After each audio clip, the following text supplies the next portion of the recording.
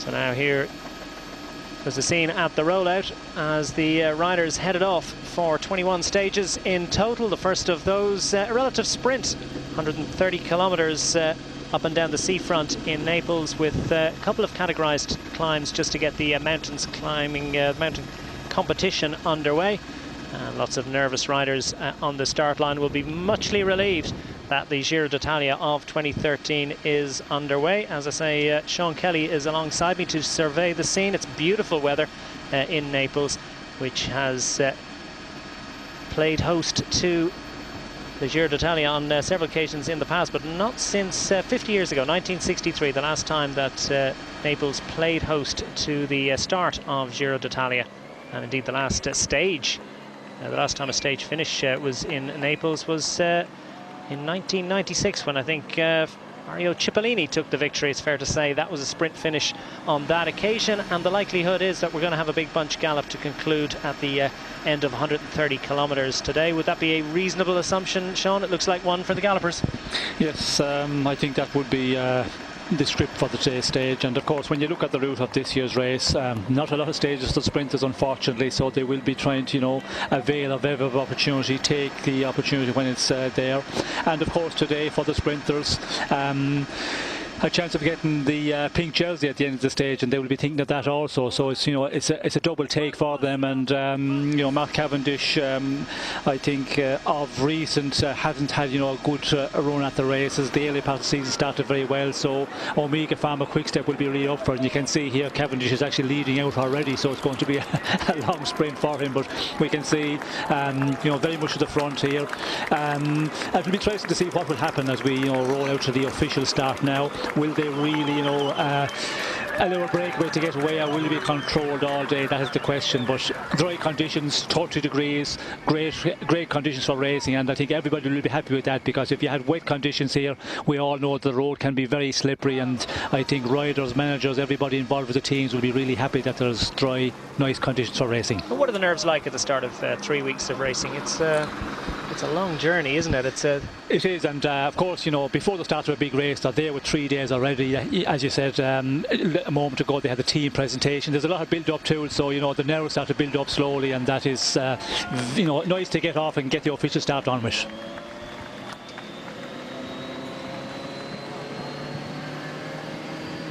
We're underway in the Giro 2013 stage 1, and the attacks coming right from the get-go. Interesting to see Mark Cavendish right up the front and just wants to stay out of any sort of trouble, and showing perhaps just how keyed up and keyed in he is ahead of this first stage. Big opportunity for the sprinters today, and there aren't too many of them. Probably maybe 5, but probably only 3 or 4 good ones for the Gallopers, and a couple of those come in the final week when legs could be a little bit heavier, and indeed there mightn't be that many sprinters left in the race. So I think for all the sprinters involved, this is going to be a very, very important stage.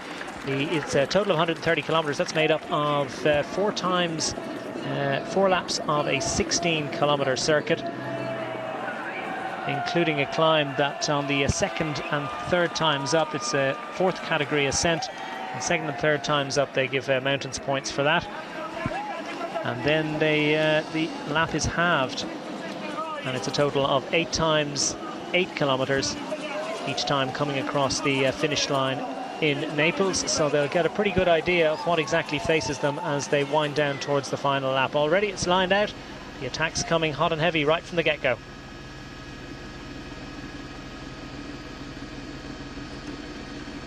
And what are the plans for the sprinters, do you think? I mean, do they let a move go, or is it such a short stage that they can police them the whole way, Sean? Is it a case of monitoring everything, or is it would they be relaxed and let something go? Well, I think difficult to see them controlling everything, and of course, you know, a lot of riders and a lot of smaller teams maybe just want to get up the road, get some exposure for the sponsor, for the team, and it's probably the way we will see it panning out. They just allow 4 or 5 riders maybe to get away, but sometimes you have so many teams and so many riders want to get into the break. 3, 4 riders go on the attack, there's always another number following, and it just continues on in that pattern all the time, and you can go on for 50, 70, 100 kilometres before they allow a break to get away. And if they get into the stage where they get 100 kilometres done because of the short stage today, yeah, we could see that, you know, the sprinters team start to control the situation then. But if I was to, you know, to give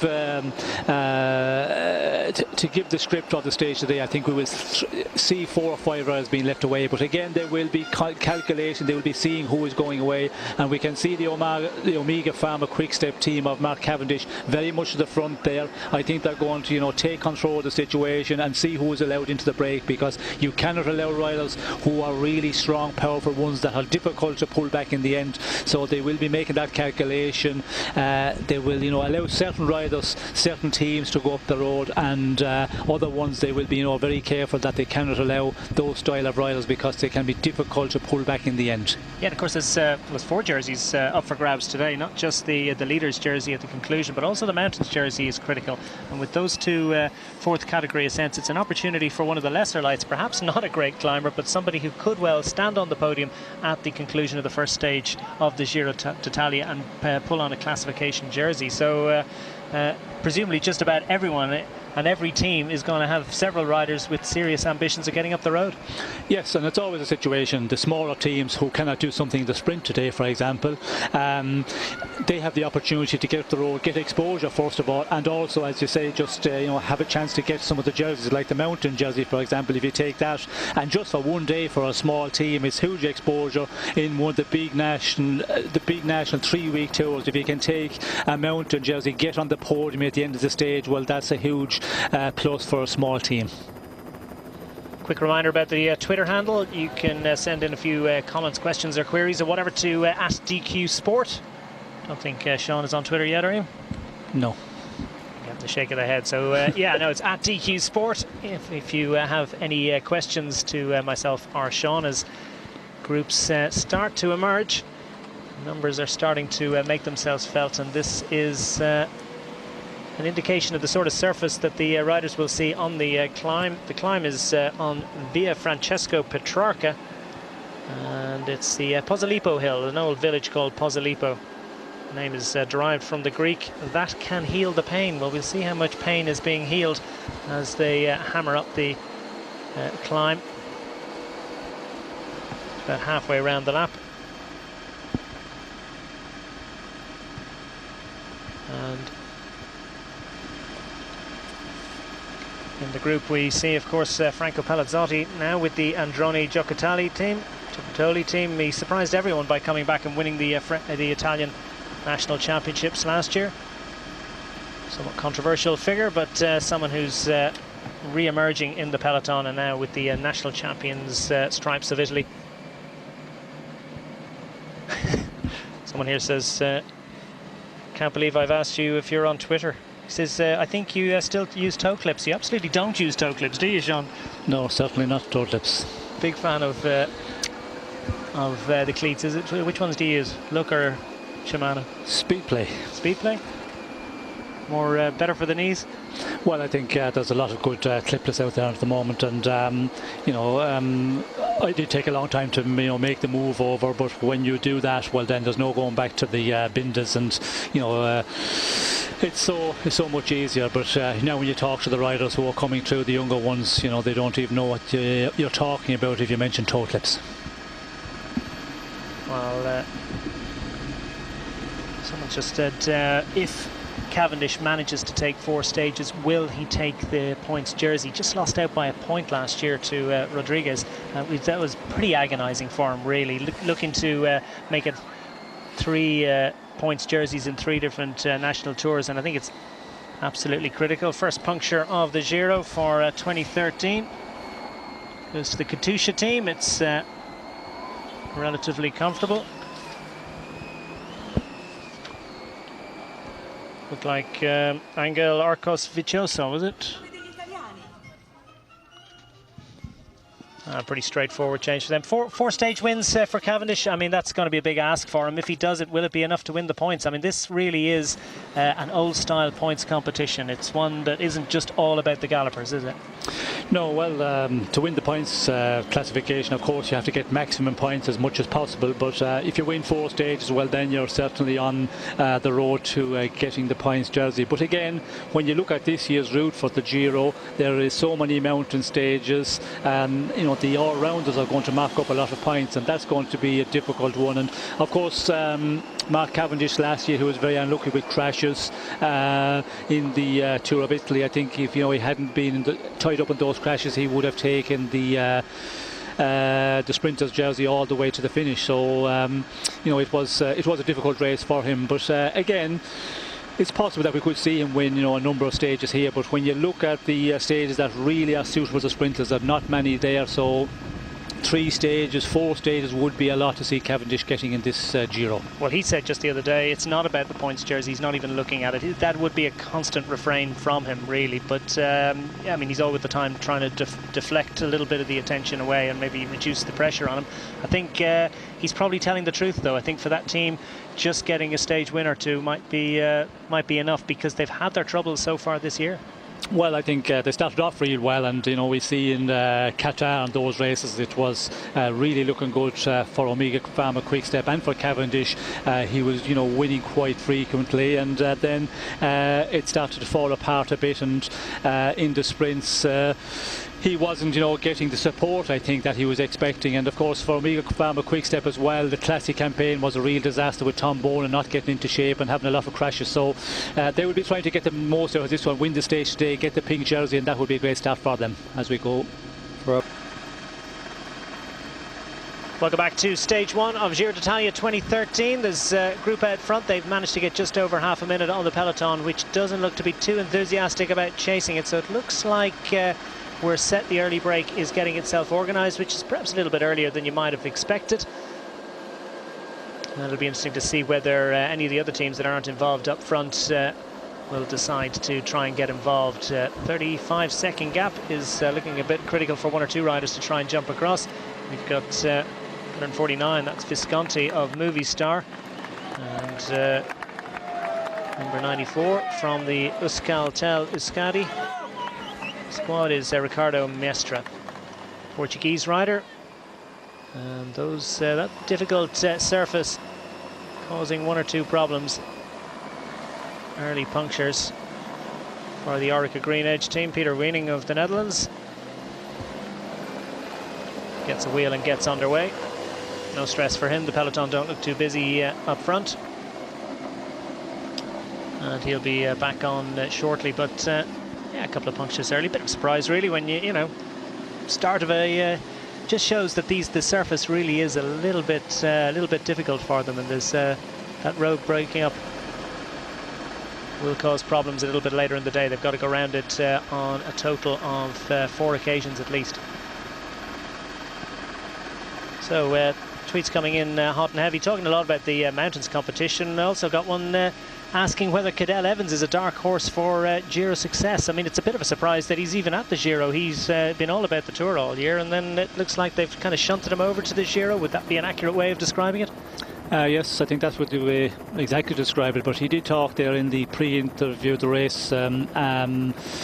He talked about a number of weeks to get ready, but of course it's not the case. It's not as if he hasn't been doing anything from the beginning of season. He's been doing quite a few races right in the very early part of the year. So he's had quite a big build up to this one, a lot of very good racing in his legs. But it hasn't been on his programme, but I'd not be too concerned about that. And I'd not be surprised if you mentioned that he might be a dark horse. He could be one who could put up a real good result here. And we have seen that before, where riders are put into events where they haven't been has been on the programme from the beginning of season and can really perform well. So maybe Cadel Evans will be the one here, will put up a big fight for the overall win or for a place in the podium.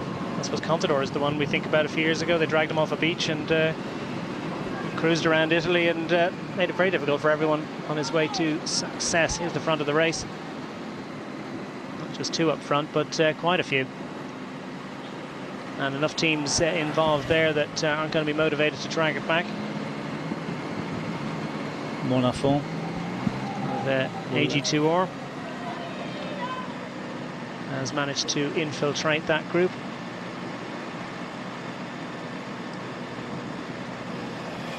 And quite a strong group, working quite well together, and you know, they know this is the opportunity. When you get, you know, 30 seconds plus, as we can see, for over 50 seconds at the moment, it's the opportunity for them, and you know, they realise that when you're allowed to get out of the break, or get out of the bunch, in the earlier part quite easily, and you know, it was pretty easy for that breakaway to get out. Normally at the start of a 3-week tour you would see, you know, a lot of attacks and so many riders and teams wanting to have a man in the breakaway. It just goes on and on for maybe an hour, possibly 2 hours, but there, you know, it was only a matter of minutes and the break was away, and they realise that now. They will be getting information that the bunch is just, you know, going along at an easier pace, and they want to build on it. And, you know, if they can keep on working at this pace, we should see this breakaway, you know, pulling out a number of minutes. But again, it will all depend what the peloton decide to do. If they're going to allow a break to take, you know, a big advantage of, you know, 5 minutes possibly. But again,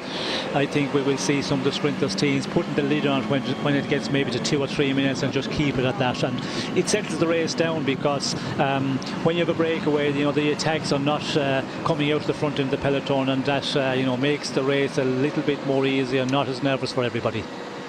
Why did it get away so quickly? That would seem a surprise. I mean, you know, is it just a case that they absolutely want something up the road? There are enough people that want it. It really is. It's amazing that there aren't Italians coming from the lesser teams chasing like that. Yes, well, sometimes in the races, you know, there's so many teams and so many riders want to be in the breakaway, and because of that, well, then you have, you know, a lot of attacks, and it just continues on for a long time before anybody's allowed to get out of the main peloton. Here today, it seemed to be, you know, just 1 or 2 attacks, and there was a group left right away, pretty easy, and that's the way the racing is. You just never know what's going to happen. Some races, it's, you know, it's relatively easy to get out of the bunch in the earlier part of the race, but in general it's a bit more difficult for a breakaway to get away. There is a lot of teams and a lot of riders, as I say, trying to be up there present in the breakaway in case the breakaway is allowed to take a big advantage, and if they go towards the end and they're allowed to fight out for a stage victory, well, then it could be from the breakaway we could see somebody getting the jersey. Well, that would be a bit of a shock now if they manage to hang on up there. Cameron Wharf from the Cannondale squad, the Australian, called in to make his Grand Tour debut, and he's enjoying the opportunity, his moment in the sun right up in front of the break. And this group are working well already, having established 1 minute and 21 seconds advantage. Also in there, Giovanni Visconti. No surprise that he's got plenty of energy.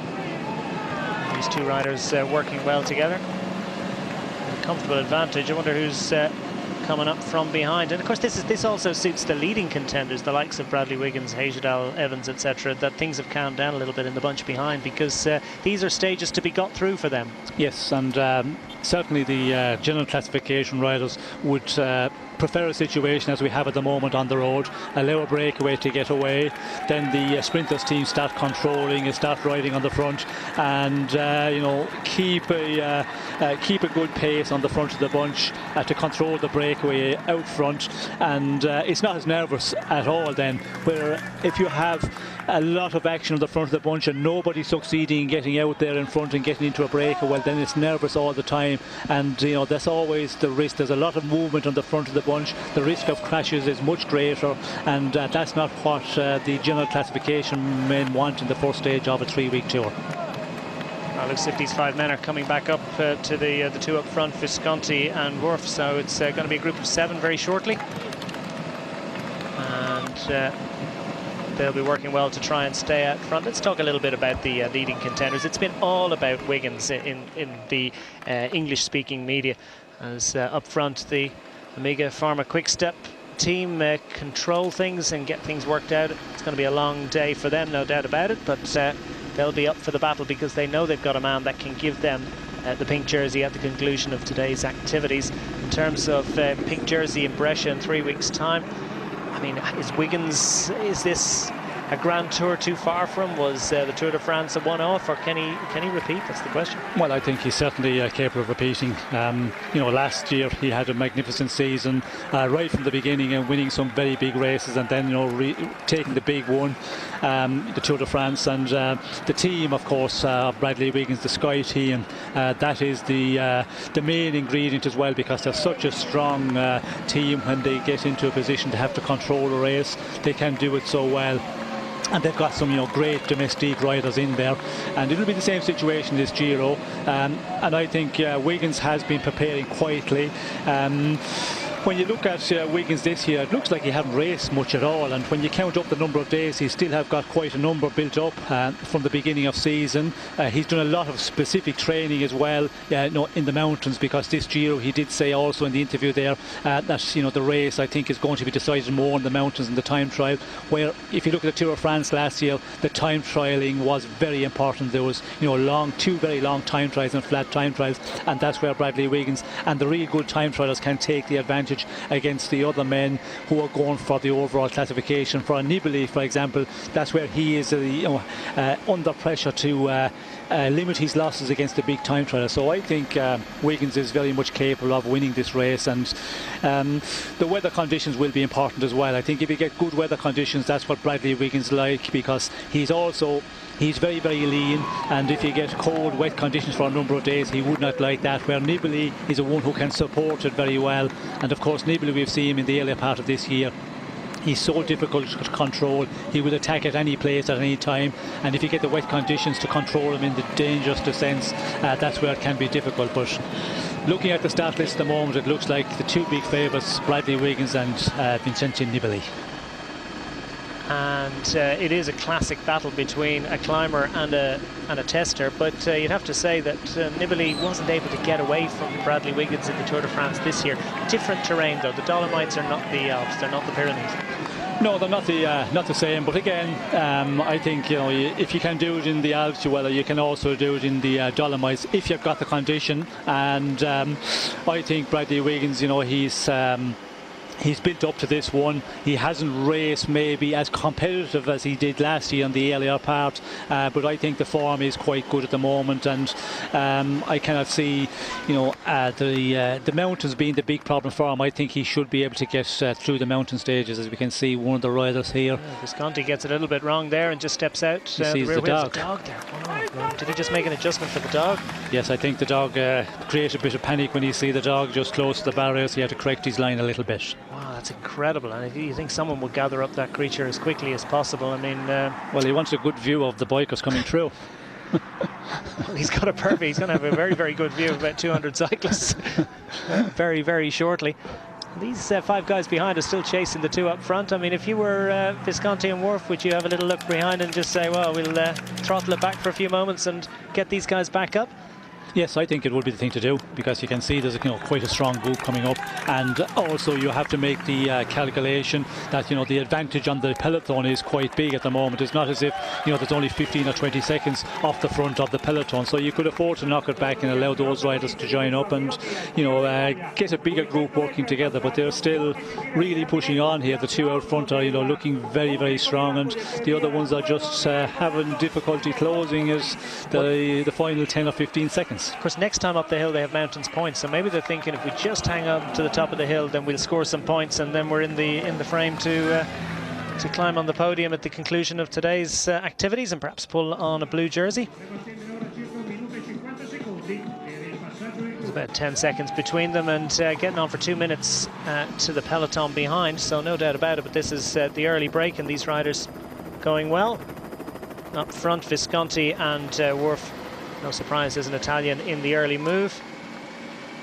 Behind, it's Omega Pharma Quickstep, and of course Argus Shimano are getting involved in the job of setting the right tempo to make sure they keep that break under control, because of course they've got an ace sprinter in the shape of John Degenkolb, many people's dark horse favourite for points jersey honours, and certainly a possible man to take the leader's jersey at the conclusion of today's activities. He's going to be a big adversary of Mark Cavendish et al, and a man who's certainly made a name for himself, one of two ace Argus Shimano sprinters.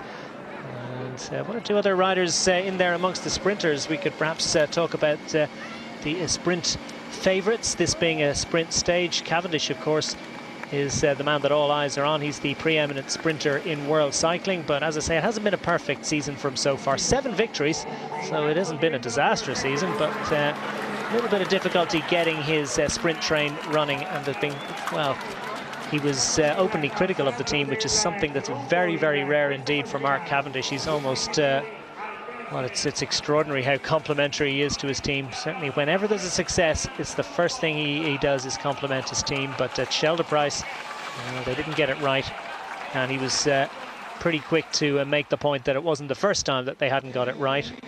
And there seemed to be plenty of recriminations in the team. Okay, the group up front with still 111 kilometres to go has a narrowing advantage, but still a handy one. Join us for the next part after this break. Welcome back, and there's the man who won the Giro d'Italia 1 year ago, Ryder Hagedal, wearing the pink jersey and wearing the number 1. And indeed, we had a question in, someone asking why he's wearing the pink jersey. Why is he wearing the Maglia Rosa today? I suppose it's an opportunity for the sponsor of that jersey. Yes, well, of course, if you go back in the past, the Tour of France and the other races, if I remember rightly, the last winner would always start off the first stage with the race leader's jersey. And of course this one is a bit different. Normally we have a team time trial in some of the races, but most of the big tours we start off with a prologue, which is an short time trial, an individual time trial. This case is different here today, starting with directly into a road stage. Yeah, unusual with no prologue time trial, although there's plenty of time trialing kilometres for the riders in this race, and some would say that the addition of 75 kilometres of individual time trialing for the riders this year has been part of a tempter for Bradley Wiggins and the Sky team, well, particularly for Bradley Wiggins to come. Sky team are coming anyway, but to make sure that he would really give it a good old go. And it's good news for Michele Acquaroni and his bid to broaden the appeal of this race, although for this edition, unusually they start and finish in Italy, and there's no real step outside Italy apart from the stage on the Galibier later in the race. But with stage starts, I think 2 of the last 3 have been outside of Italy, and of course next year it begins in Belfast, runs to Dublin, and then heads back over to Italy. So the race is certainly not afraid to step outside of its native shores, but on this occasion it's decided to have a more traditional route. This is a little bit of a bumpy rise up this hill, 4% in total, or 4% average. 8% is the toughest section of it, but in reality for these riders it's not too difficult really. 2 minutes and 8 seconds now for these riders up front. And just rolling off the front, Guillaume Bonifant of the AG2R squad. Martin Keizer of the Netherlands, racing with Bacon Soleil, and making way for Brian Bulgak of the Lotto squad. Riders working with a good tempo, and indeed they're maintaining a consistent tempo behind in the bunch, probably going about a similar rate. Talking about the overall contenders as we were before the break. We're sort of flitting between talking about the overall contenders and talking about the contenders for sprint victory, because those are the 2 main and key considerations of today's activity. For the overall contenders, it's about making sure you don't lose time and don't get involved in any nastiness. And indeed, it is quite a technical finish. We saw the dog on that difficult right-hander as Bonifant strikes out for glory. I suspect this is him striking out for mountains points, as he lays down somewhat, gets himself a nice shape over the front of the bike, and steals a little look behind to see whether anyone is chasing, and at the moment he's in clear air out front. There's the attack from Bonifant, as Marco Canolo of the Cannondale squad has a little look at him. I'm sure they'll be happy with that in the breakaway. when you have a breakaway moving along at a good pace, advantage over 2 minutes, while you expect everybody just to continue on contributing, because still, you know, over 100 kilometres to finish, you want to just keep working at it, and you know, conserve as much energy as you can out in front, because they're going to need it in the end if they do be allowed, you know, to hang out there for a long time, and they get within the last 25-30 kilometres to finish. It's that way you need all the energy of everybody in the breakaway, but by doing that, you know, you're going to start upsetting the rhythm of the breakaway, and there'll be a lot of riders saying, you know, what's this guy trying to do here? But again, you know, there's something for the taking up here, and that's probably what Bonnefoy was thinking of, trying to get away on his own and getting the mountain jersey at the end of this stage. Yeah, 2 climbs. This is the Via Francesco Petrarca, which climbs up to Posillipo. Francesco Petrarca, of course, famous scholar and poet, one of the earliest humanists, and indeed some say the father of the Renaissance. Something of a renaissance in French cycling in recent years. And Guillaume Bonnefoy, just one of an emerging number of real talents. And of course, Nasser Bouhanni, a sprinter, will have genuine ambitions of snatching stage honours at the conclusion of this afternoon's activities. Bouhanni with the Française de Jeux team. And he's suffering up there, Bonnefoy. He's not enjoying it now. Still managing to tap out a rhythm, but he's looking over his shoulder more than he's looking out front, so I don't think he feels too confident about hanging on, but I suppose his only quest is to try and make it up and over that climb.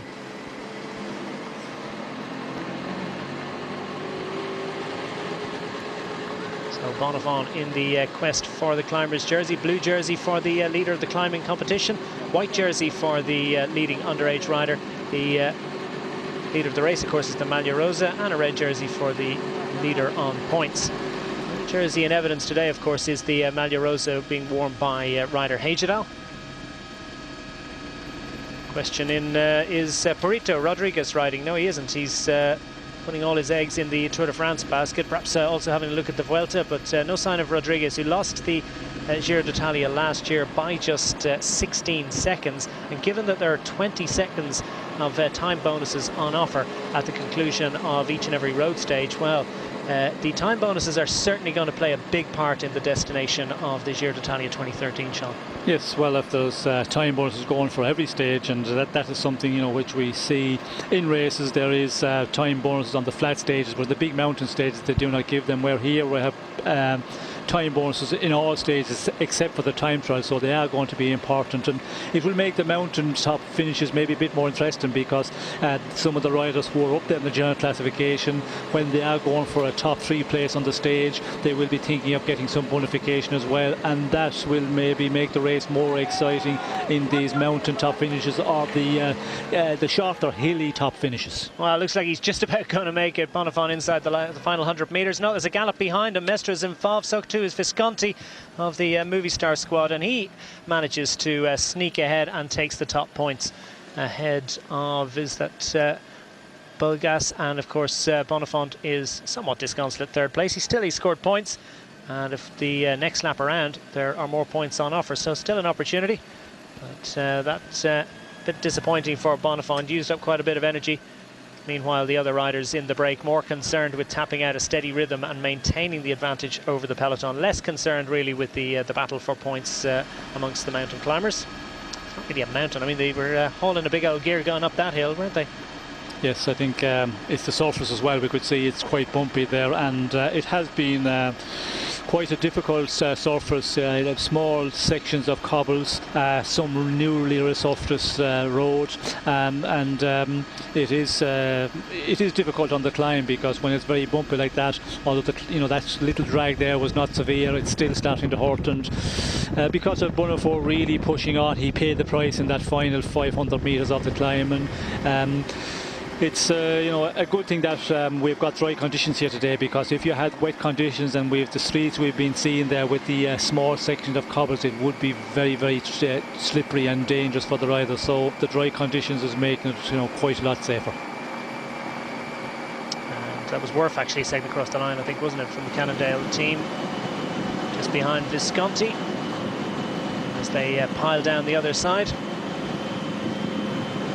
Group maintaining a handy advantage, and they'll regroup now and work in unison. It'll be interesting to see whether Bonifant or anyone else tries a little lone attack on that hill, as the bunch have settled down a little bit now. They've closed a bit, quite a bit less than 2 minutes, but of course the group up front were on the climb for quite a bit. Meanwhile, down towards the back of the group, Ryder Hage Allen, and for the leading contenders, well, how do you play it, Sean? Do you go right to the very back when you know it's relatively easy running, or do you try and stay up front where you might have to use your elbows a little bit, but less chance of a crash? Yes, well, I think at the moment you're safe enough down the rear, because it's just a nice pace setting by the Omega Pharma quick step. We see the French rider Jérôme Pinot setting the pace here, and you can just hang around on the rear end of the peloton, because it's not that style of racing where it's attacking, slowing down, a lot of pushing for position, so you can afford to sit back in the rear, and you know that the team up front are going to continue on setting the pace and just holding the breakaway at an advantage, and they're going to just keep working there, not allow the breakaway to take too much, and because of that circumstances of the race at the moment, you can sit on the rear end of the peloton. And there's disconsolate Bonifant. His bid for top mountain points not successful on this occasion. Visconti takes it, and Wharf shakes his head. He missed out on that occasion. Still, they've got another opportunity next lap round. 3-2-1 in the points. They're not going to be terribly relevant at the conclusion of Giro d'Italia, but still pulling on a mountains jersey on the podium is still a big incentive for these riders out front. Scott Burton at Berto. We've got someone down. One of the Français de Giro riders.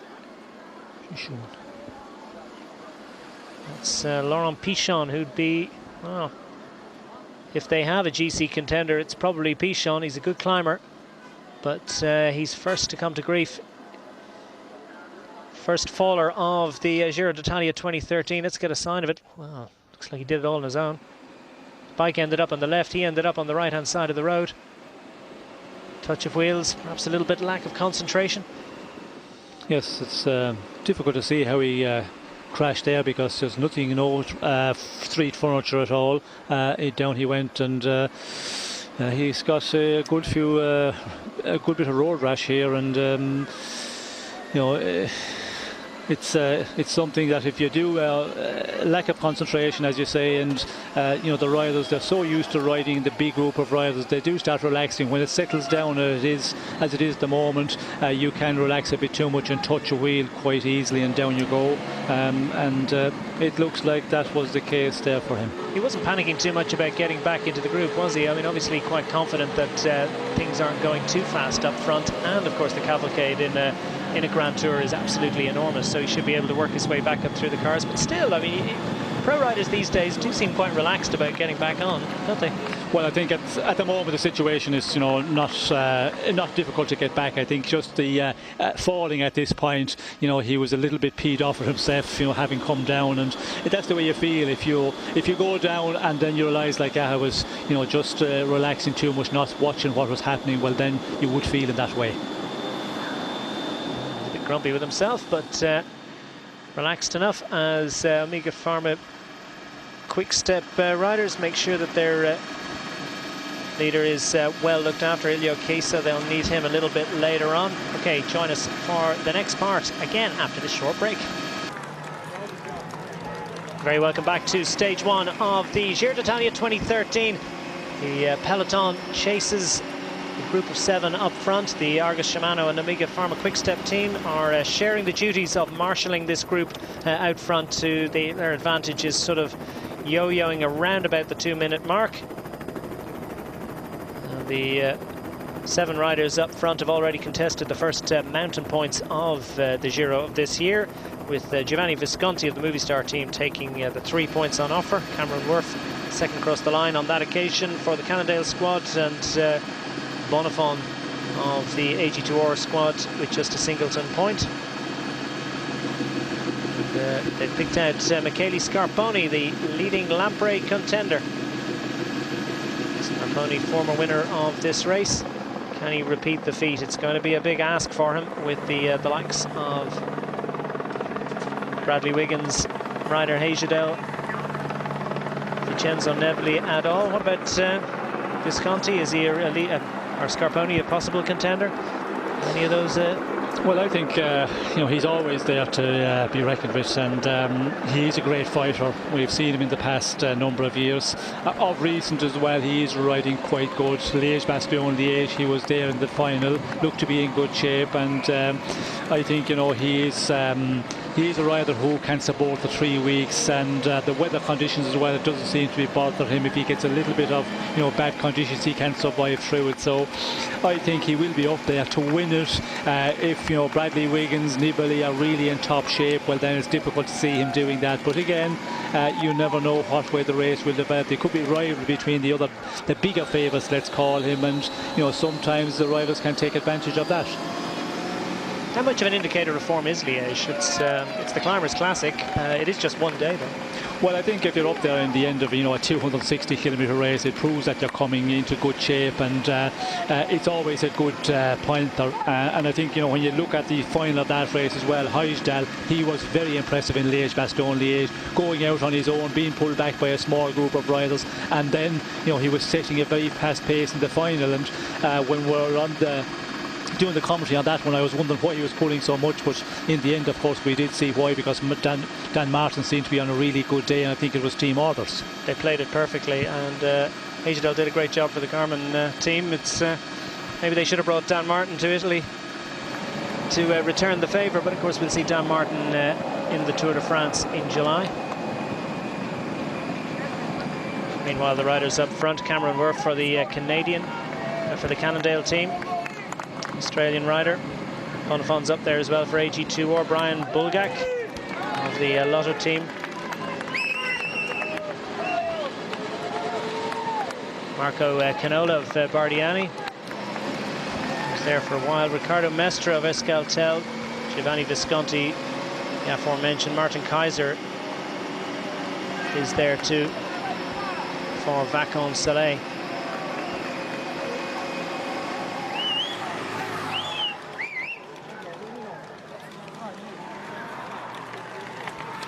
The riders having a little chat, just making sure that the tempo is right. 1:44 their advantage. It's certainly been well controlled, well managed by the bunch. And this, well, it's a relatively flat stage, so I suppose it's easier to control from that point of view.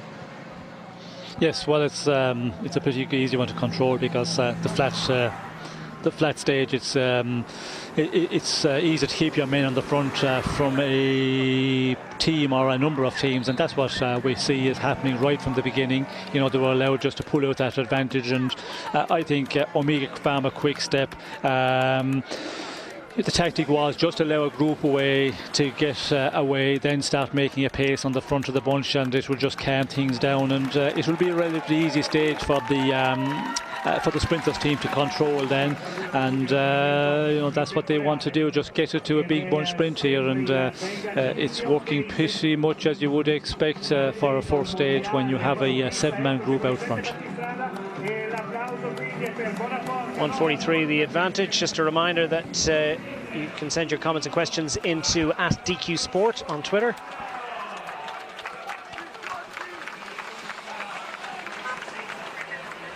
A couple of people asking about your own experiences of the Giro. Just the one opportunity really to show yourself at the Giro. The way your career was organised, and the fact that you had Spanish sponsors meant that the Vuelta was your target in spring and early summer. Yes, well, I was riding with a Spanish sponsor for a lot of my career, and of course the Vuelta was one of the main objectives of the year for the team, so I had to go to the Vuelta, and of course in that time in the 80s, it was in the earlier part of the year, just at the end of April, when the classics were finishing, and the Giro was probably a bit later then, so it wasn't possible to do Vuelta then on to Giro and into the Tour of France. So only one time that I did take part, or did take the start, let's call it, and that was in '92 when I was riding the Festina team. The plan was to go and do the first 10 days of the race, because to get the team into the race, the organisers would not accept the team if I wasn't taking part. So I had an agreement with the organisers and with the team that I would do 10 days, but it was at the end of a career, as I said, and I did not enjoy it. I would have loved to do it in the good years of my career when I was at the top, because it was a race that I think would have suited me. When you look at the past winners in the mid-80s, you know, Saroni, Moser, I think I would have been close to getting a win in a Giro, but unfortunately the Vuelta, because of sponsorship, was the race I had to do. Funny you should mention Saroni, of course, because the year that Saroni won it, I believe Roberto Viscontini actually completed the course in a shorter amount of time. It was the time bonuses that helped Saroni to victory, and the time bonuses are going to be critical in this year's event. I don't think it's going to go the way of it's going to be a sprinter's win by any means, but certainly the time bonuses are going to be relevant. 20 seconds across the line in each of the road stages, 12 seconds for second, 8 seconds for third place, and for Vincenzo Nibali, it's about mopping up as many of those on mountaintop finishes, and for Bradley Wiggins, presumably to try and stay right in his wheel tracks and limit his losses, or perhaps try and, you know, get ahead. Will he be able to pinch one here or there? That's the question. Yes, well, the time bonus will be very important, but if you go back to the mid-80s, I think the stages, there was a lot more flat stages in the Tour of Italy. There was a number of mountaintop finishes, but nothing like we have in this year's or in the past number of years, so it was, you know, an easier race back in those times. But that's the case in all races, I think. You know, they really make the stages a bit more difficult, a bit more interesting, and with these mountaintop finishes, as we have seen last year in the Vuelta as well, in the very earlier part of the race, we had some very difficult hilltop finishes where it kicks up for 2 or 3 kilometres, and it makes very exciting racing. We've just got a sign of Jaroslav Popovic of the Radio Shack team, looking a little bit worse for wear. It looks like he's been down. I wonder if he didn't go down in the same one that we saw Pichon go down in. We only saw one rider go down at that point. Perhaps it's just another spill, a completely separate one, but no harm done, no significant harm done to Popovic, and he's just christened the Giro in his own special way. 1:39. They're managing this gap, and it looks as if, well, of course, for the teams, they don't want to bring this group back too early, do they?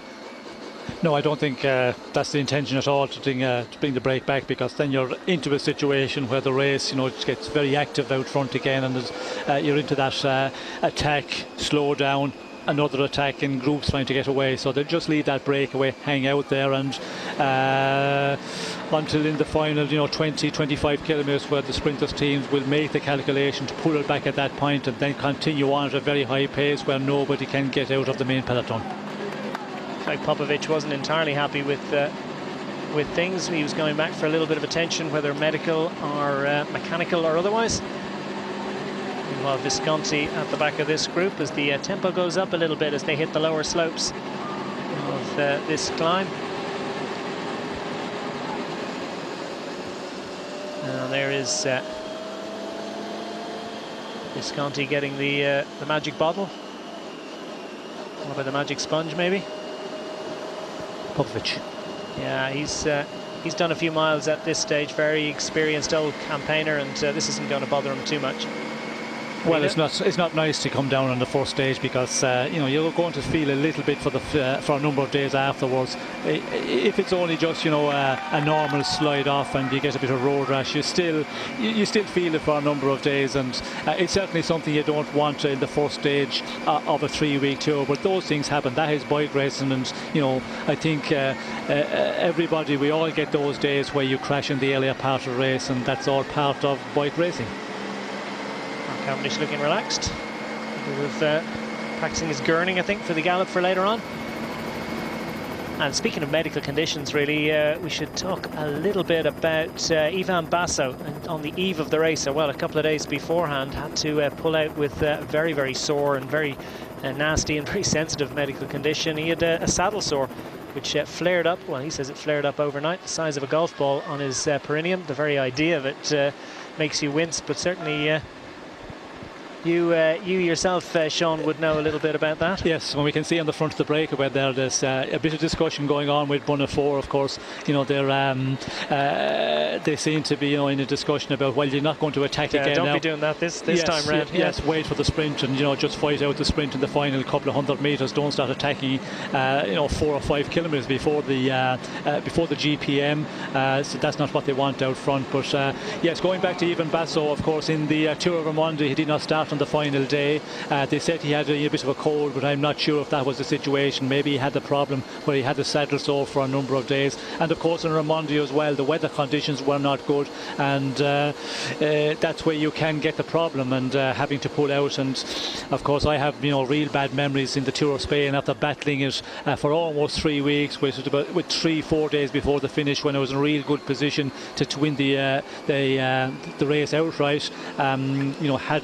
Had the problem, had to pull out of the race. But again, it was there for a number of days previous. I had the problem for 4 or 5 days, and it just got worse and worse. And if you're riding every day 4 or 5 hours, well then there's no possibility of it getting better, because you're irritating it every day. And how did you manage it? Well, I managed it, as I said, for 4 or 5 days. It was hurting a lot, and each day it was just getting a little bit worse and a bit more painful. And then in the final, there was a time trial, I think 4 days before the finish, and I got back into the race leader's jersey. But the following day, the pain was unbearable and I had to pull out. I could see that I wasn't going to be able to continue for another 3 days with the pain I was getting. So you can totally understand that Basso couldn't even contemplate the idea of starting, because he was just going to make it worse and worse. Yes, I think when you're going to a 3-week race, of course, there's no chance of it healing then or getting better, and you have to make that calculation. A 1-day race you can manage to suffer through, but for a 3-week tour, there is no way. The stake down the shorts trick wasn't going to work now. Well, that again, you can get through a day with that, or maybe 2 days by doing something like that. But when you're going into a 3-week tour, it's just not going to happen. At Robbie XB1 says, ask Sean about Viviani's form versus Cav. He said he nearly picked him for his fantasy team. Viviani? Well, I think the sprinters, they're always capable of pulling it off in the bunch sprints, and in the earlier part of a race as well. If you're a real good sprinter, as Viviani is, and he proved that in the past, and last year's Giro he was very impressive. The first stage of a race, especially the first stage, a short stage of 130 kilometres, they're always capable of pulling off a real good sprint, and I think we should see him being up there today very much. I think a couple of riders might have gone down there. A little bit of a squeeze on the left-hand side of the peloton, there certainly is, and there's a little bit of a tangle of bikes. And just squeezes over to the left here, you'll see. And it's well, just one of those annoying little crashes, really, not at any particular speed, and I don't think too much damage done. Pavel Brut from Katusha's in that.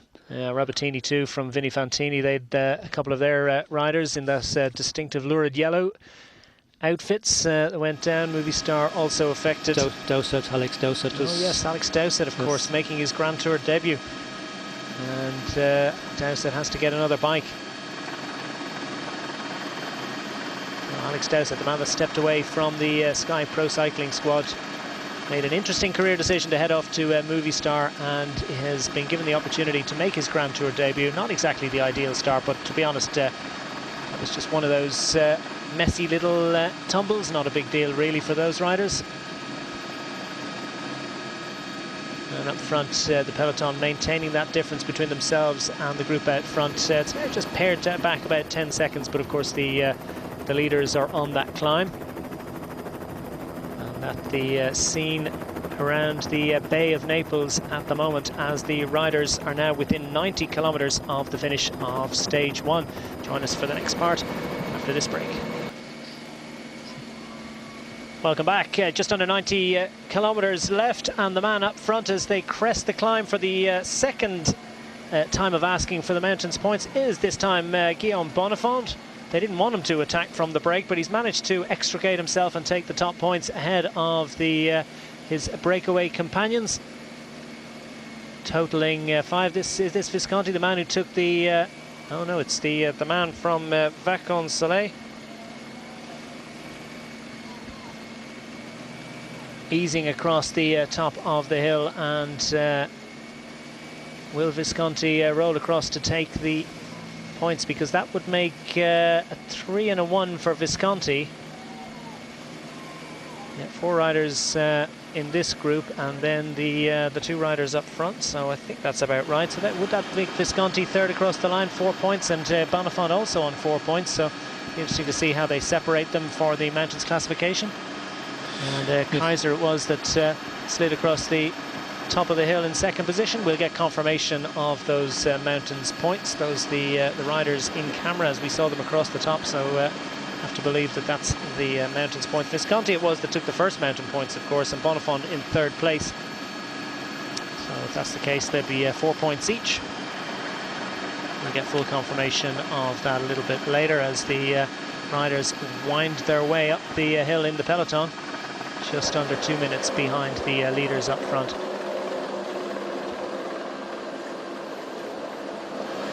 And Jaroslav Popovic showing the signs of the battle scars already from the Giro, and that is a pretty sore looking injury really, of road rash on his left thigh.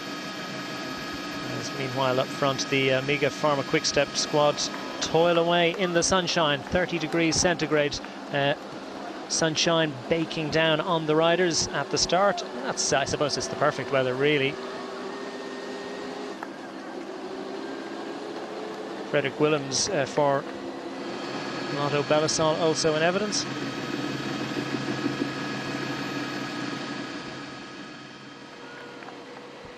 And Julian Vermaat was up front, and no, Cameron Wharf, so out of shot and ahead of us. We didn't see him. Cameron Wharf took the top points and ahead of Bonifant and Kaiser, so that means that Bonifant will be on 3 points, Visconti will be on 3 points, and Wharf will be on 4 points. Where was Wharf there?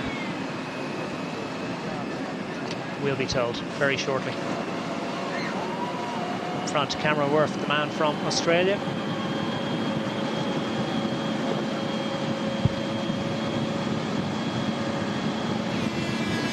He'll just wind his way down this descent. I don't think there's any question of him striking out for glory. He'll be just mopped up very shortly by the peloton.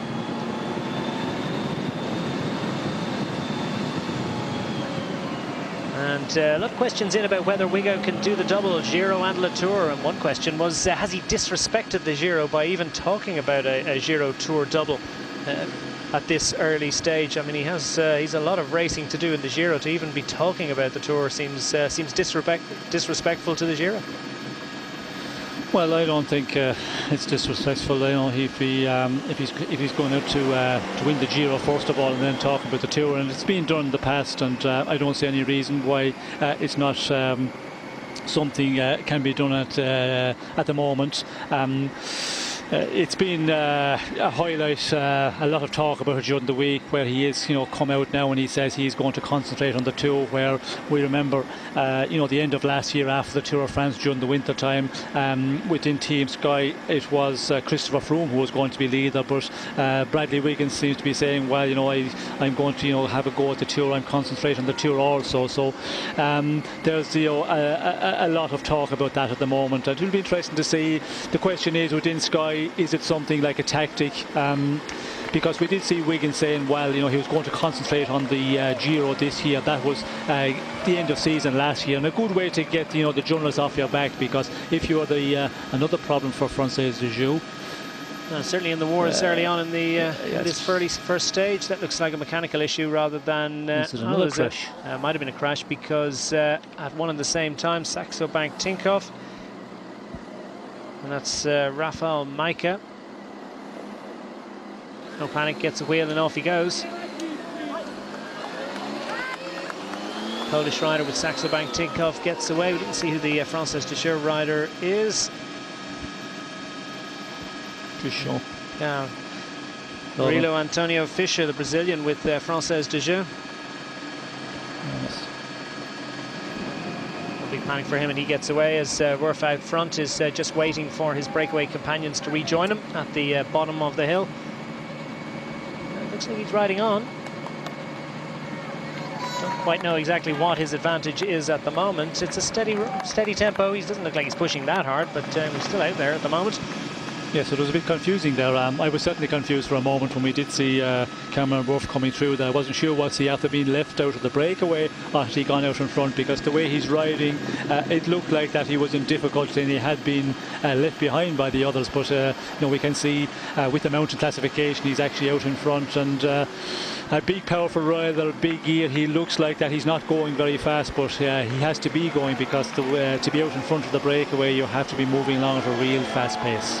But we're talking about Chris Froome and Bradley Wiggins, who's going to lead the Sky team in the Tour. And your gut feeling is that this could well be a little bit of tactics, a little bit of a ploy just to take the heat off Wiggins for the Giro. Well, I think first of all, we did see last year that you know, Bradley Wiggins was saying he was going to concentrate on Giro this year, and it was a good tactical way of doing it, because then, of course, you know, all the media weren't really after him about the Tour de France. What do you think about the Tour de France this year, the route? Do you think he can win it? And it takes a lot of the pressure off, because you have a lot of that, and you know, the very minute you get to the end of the season, you roll into a new year, they start coming, you know, the journalists are always you know, asking those questions, and possibly that was Bradley Wiggins' tactic and the team Sky tactic to, you know, to get rid of that for a time. But now he said he wants to, you know, have a go at the Tour as well. And it's interesting because, you know, Chris Froome, we see last year how he was riding, so it's going to be an interesting one for our viewers, for ourselves, and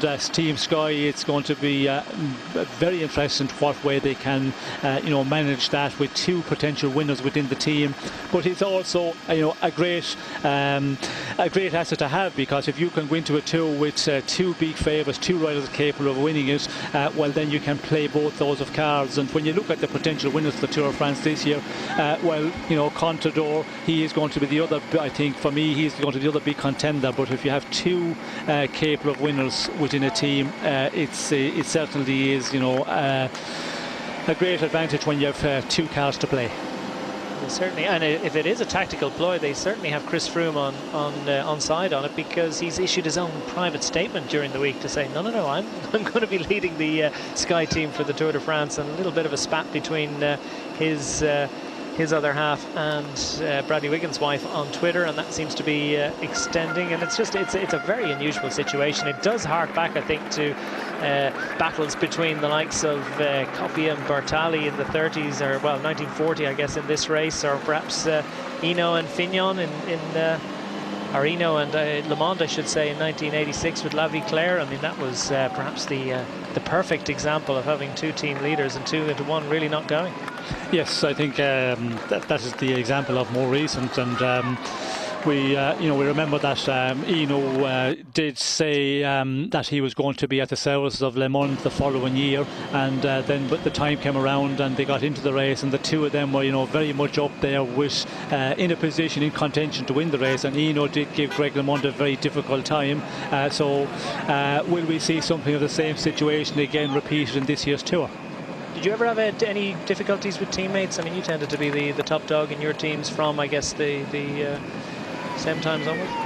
For most of my career, yes, but in the end of my career, when I was with the PDM team, you know, we're in a situation where there was a lot of riders very strong, and I had not got that for a big 3-week tour. I was the sole leader within the CAS team when I was in contention to win the Tour of Spain or the other big events. But for some of the classic races, there were a situation, and sometimes your own teammates can be the most difficult when you're in a team in a situation like that. But of course, for a one day race, you know, it's not anything like a stage race, because the support of the team is very important in a 3-week tour, where in a one-day race it's not it doesn't matter as much at all.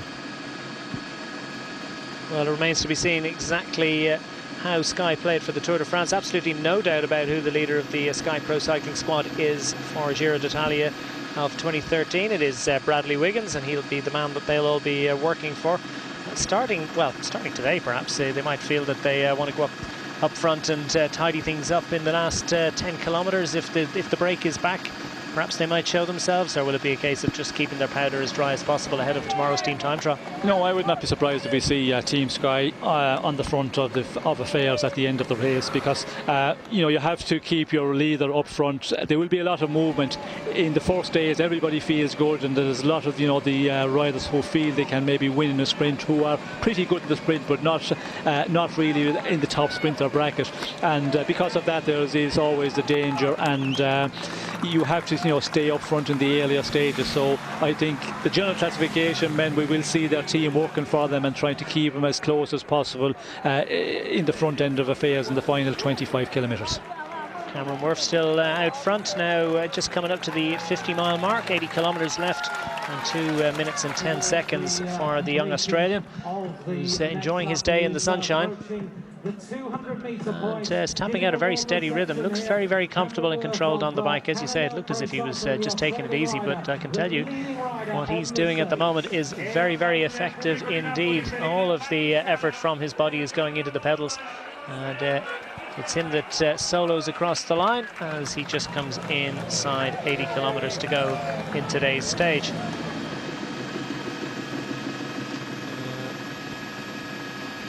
9 laps to go in total, so they've one more of these long laps, this 16-kilometre laps. Then they have a total of 8 laps of 8 kilometres without any climbing whatsoever, so it's just a blast up and down the seafront. Pretty much a crit, you might say, to start Giro d'Italia. Slightly different way of starting the affairs this year. No prologue time trial for the riders, and certainly it's an interesting one for the spectators. Definitely more of a spectator sport as the rest of the break works their way across the line. It's a pretty impressive advantage now that Cameron Wharf has managed to build on these riders. We haven't got a time check on it, but well, there we go. It's just under a minute, so he's certainly blasted up the hill the last time round with very impressive facility. And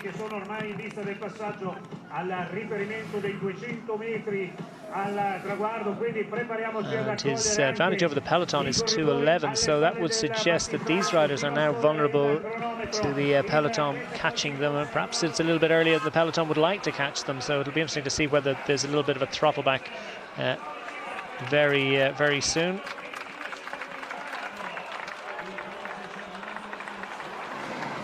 Sarah David wants to now will Wigo get as much hostility as we got crash. Another problem back. Well, that's going to be to the advantage of the riders up front, but Euskaltel, one of their riders, is down, and there's a certain amount of concern.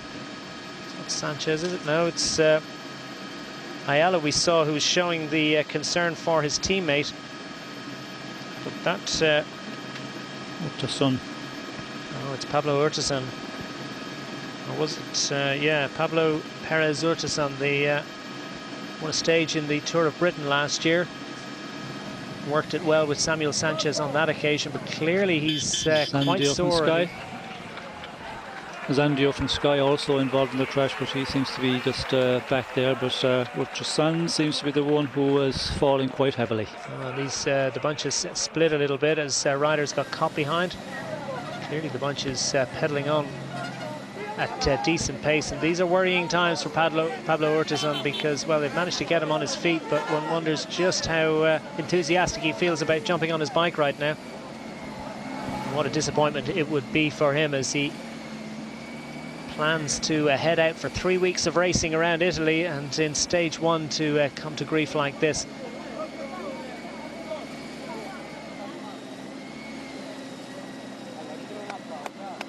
Putting his helmet back on. It looks as if we're going to see him on his bike, but he's got a long old chase. Now let's see if we can get an idea of what exactly happened in there. His rider's hitting the ground, and just an indication of how narrow things are, really. That's the finishing straight, and there's not a lot of room there for any manoeuvring.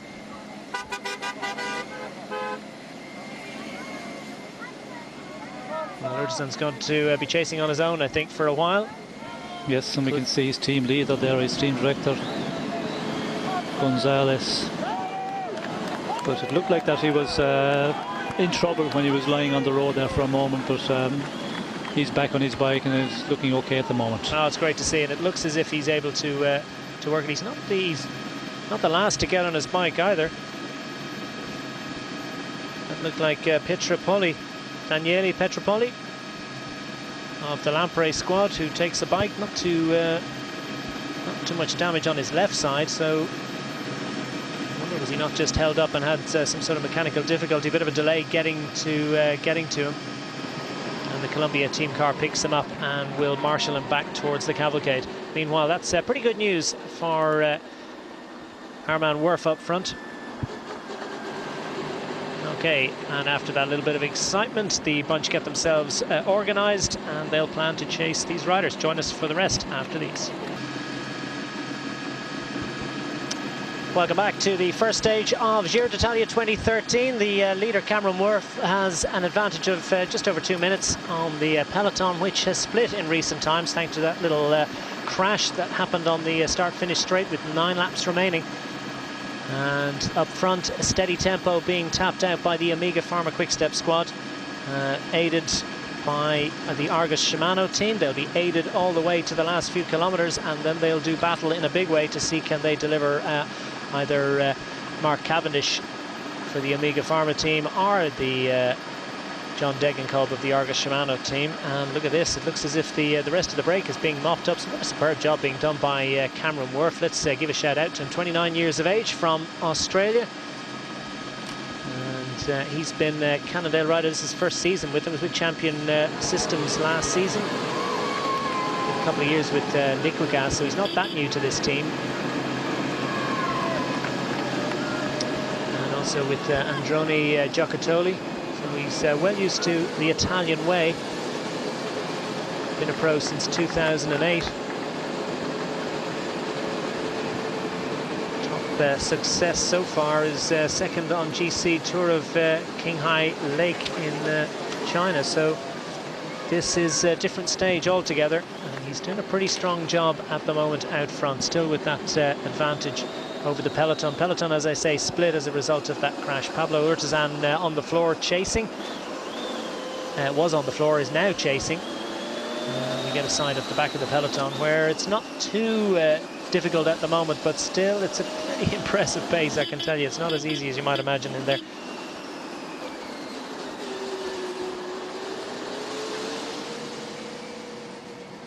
And a few questions about race radios. It's a hardy perennial, Sean, but there are race radios. This is a World Tour event, so all the teams and all the riders will have facility to have communication between themselves and their team directors back in the cars. And the directors will be monitoring everything that's happening and issuing all sorts of instructions, some of which they'll be taking on board.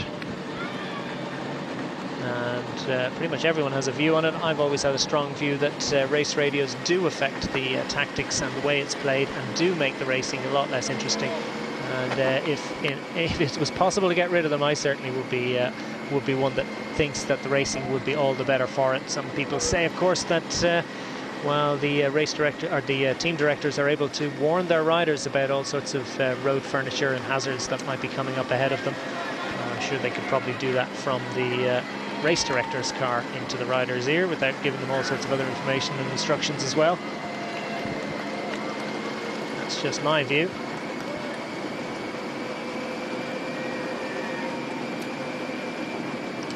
Marco Canola of Bardiani is up front in the break and showing signs of frustration at the fact that they're being chased down, I think, by the Peloton. As up front, Cameron Wharf does a strong job. He seems to be riding a pretty big gear, because it doesn't look like he's going particularly quickly. Doesn't have a huge cadence, but obviously the power that's going down is pretty effective, and it's carrying him clear of the Peloton. Now with 2:15 advantage over the Peloton, he's just almost 2 minutes advantage over the second group on the road, who are about to be mopped up. Nathan Haas of the Garmin squad working his way back up, and casts a little eye out for his team leader, Ryder Hagedal, there in the Maglia Rosa, the pink jersey, as a reigning champion. Someone has asked if he's in the pink jersey, how come perhaps Cavendish isn't in the points leaders jersey, having finished second in that competition to the absent Rodriguez in last year's event. Well, it'll get a bit silly, really, if they start counting down through the classification from last year to see who turned up this year. Not every race does it, but the reigning champion is resplendent in the colours of the Maglia Rosa, and it's another opportunity for him to wear those colours, but he won't be satisfied if he's not wearing them on the podium at the conclusion in Brescia. Things have cranked up a little bit for rider Hejadal.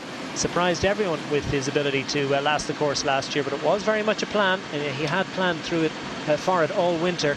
And a little bit of a master plan, you'd have to say, for Jonathan Vaughters, as we get some lovely views over Naples, a city that is rejuvenated in the last few years. It's completely revised the way it presents itself, and they've really dealt with the litter problem in a big way, and it's now become it's become a great go-to place for tourists. It lost its luster a little bit and become a little bit dangerous, but I think in recent years they've cleaned the city up, and it really is one of the most remarkable places in a truly remarkable country. There really is well, I don't know whether this is the best Grand Tour of the lot, but it's well, for my mind, probably the prettiest.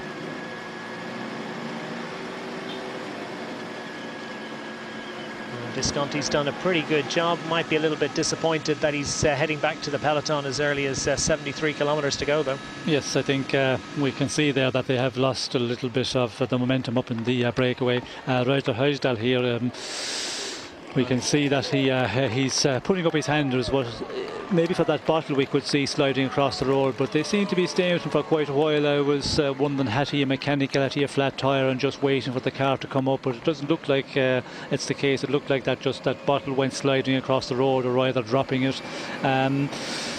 It's amazing, you know, the number of crashes we've had in this stage already, considering the bunch is going at an easier pace. But you can see the road, the surface is quite broken, it's quite lumpy, and you know, sometimes that can cause the crashes, and quite a lot of punctures as well, considering the road surface is good.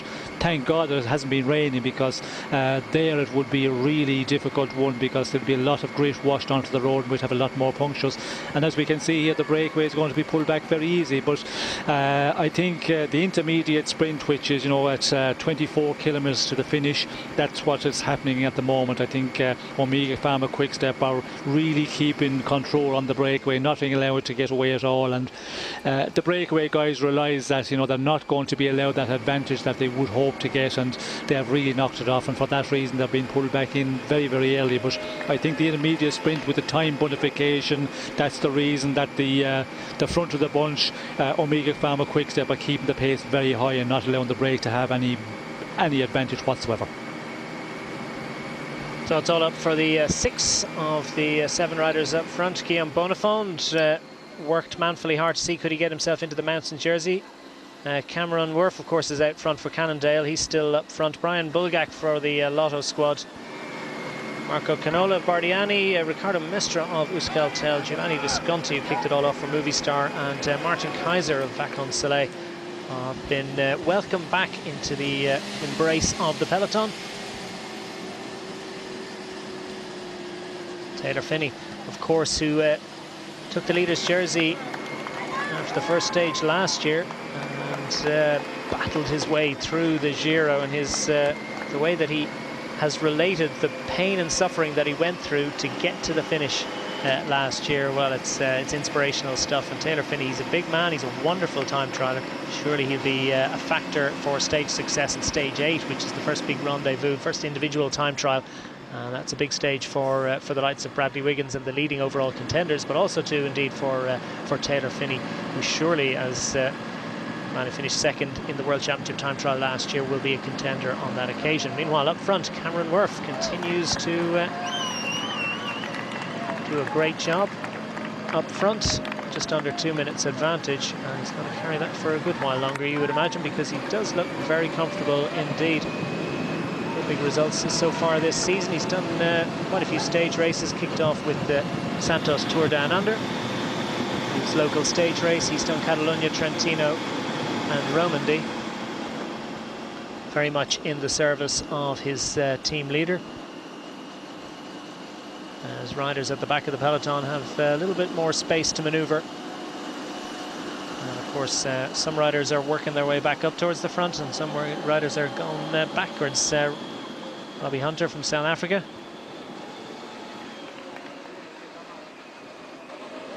We'll see him in action towards the back end of this stage. I think he's just hanging around back there just to get the maximum benefit of the slipstream without too much stress? Well, he seems to be looking for the team car. He's looking back to see what's the situation behind is the team car. I would say that he has called the team car, maybe getting some fresh bottles from the car, although when you do the laps here, of course, you can get a bottle as you go through the feed area, but again, he seems to be just hanging around the rear end of the bunch, and I'd not be surprised if we see the team car coming to the tail end of the bunch at any moment. And Laura at Numi82 says, wants to know, do the sprinters have special or different gearing setups? No, I think everybody would have the same ratio here. Yeah, a 53, possibly a 54 chainring, which is the one they'll be using for the sprint certainly, and then you have the 11 sprocket, and it would just go up from 11, 12, 13. So everybody, the climbers, all the riders here would be on the same gearing. What did you sprint in that road? Well, of course, during my career it changed a lot, because when I started out, first of all, you had a 13 sprocket, and then it went to a 12, and then of course it goes to it goes on down to 11 sprockets. So in the earlier part of my career, it was a 13 was the maximum, the biggest gear you could have, and then you had the 53 or 54 chainring depending on what sort of a finish it was. But most of the time my career was 13, and then it went to 12 in the end of my career. And did that suit you? Were you a pedaler, or did you like the bigger gear? Well, it depends on how you're feeling. If you're really good in the end of a race, well, then you can use the real big gear in the sprint. But if you're starting to suffer and you're starting to tire, it's difficult to keep the big gear turning, and depend on also the running. If you get a very strong, very long straight running, well, then you can get the big gear going. And if you're in a big bunch of riders as well, it's going so fast that you need a bigger gear. So it always depends on the circumstances of yourself, how fit you are, and of course the final running, what the road structure and what the run into the finish is like. Emanuele Sella of the Androni Giocattoli Venezuela squad. The Italian rider is making his feelings known to Gianni Savia in the team car. Of course, they've now got 11 speed blocks on there. Shimano, of course, as well, are also on 11 speeds. So if you have to get a neutral wheel, the likelihood is you're going to be okay for gears, regardless of whether it's Shimano, SRAM or Campagnolo. And with 11 sprockets, well, it's easy. You don't have to make a choice until the end of the race, really. There's nothing.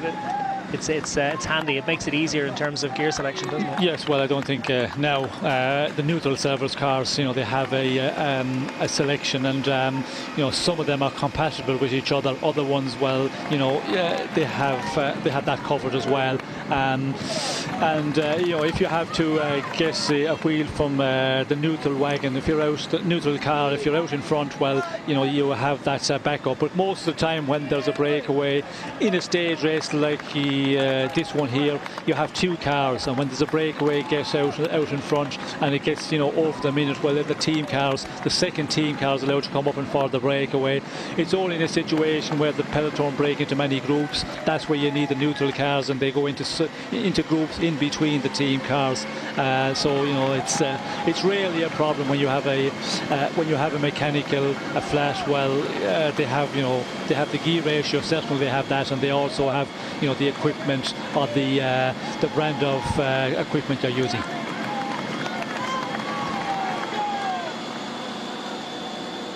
Cameron Wharf still going well up front, and indications that the hammer is down in the peloton. Well, hammer down would be a little bit of an exaggeration, but certainly it's a little bit stringy towards the back, and that indicates that it's not too easy for these riders going back to collect bottles.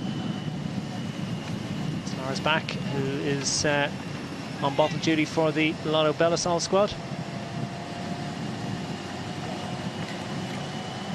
One of the stronger riders in the team, who's been asked to do bottle duty, so obviously they share it out.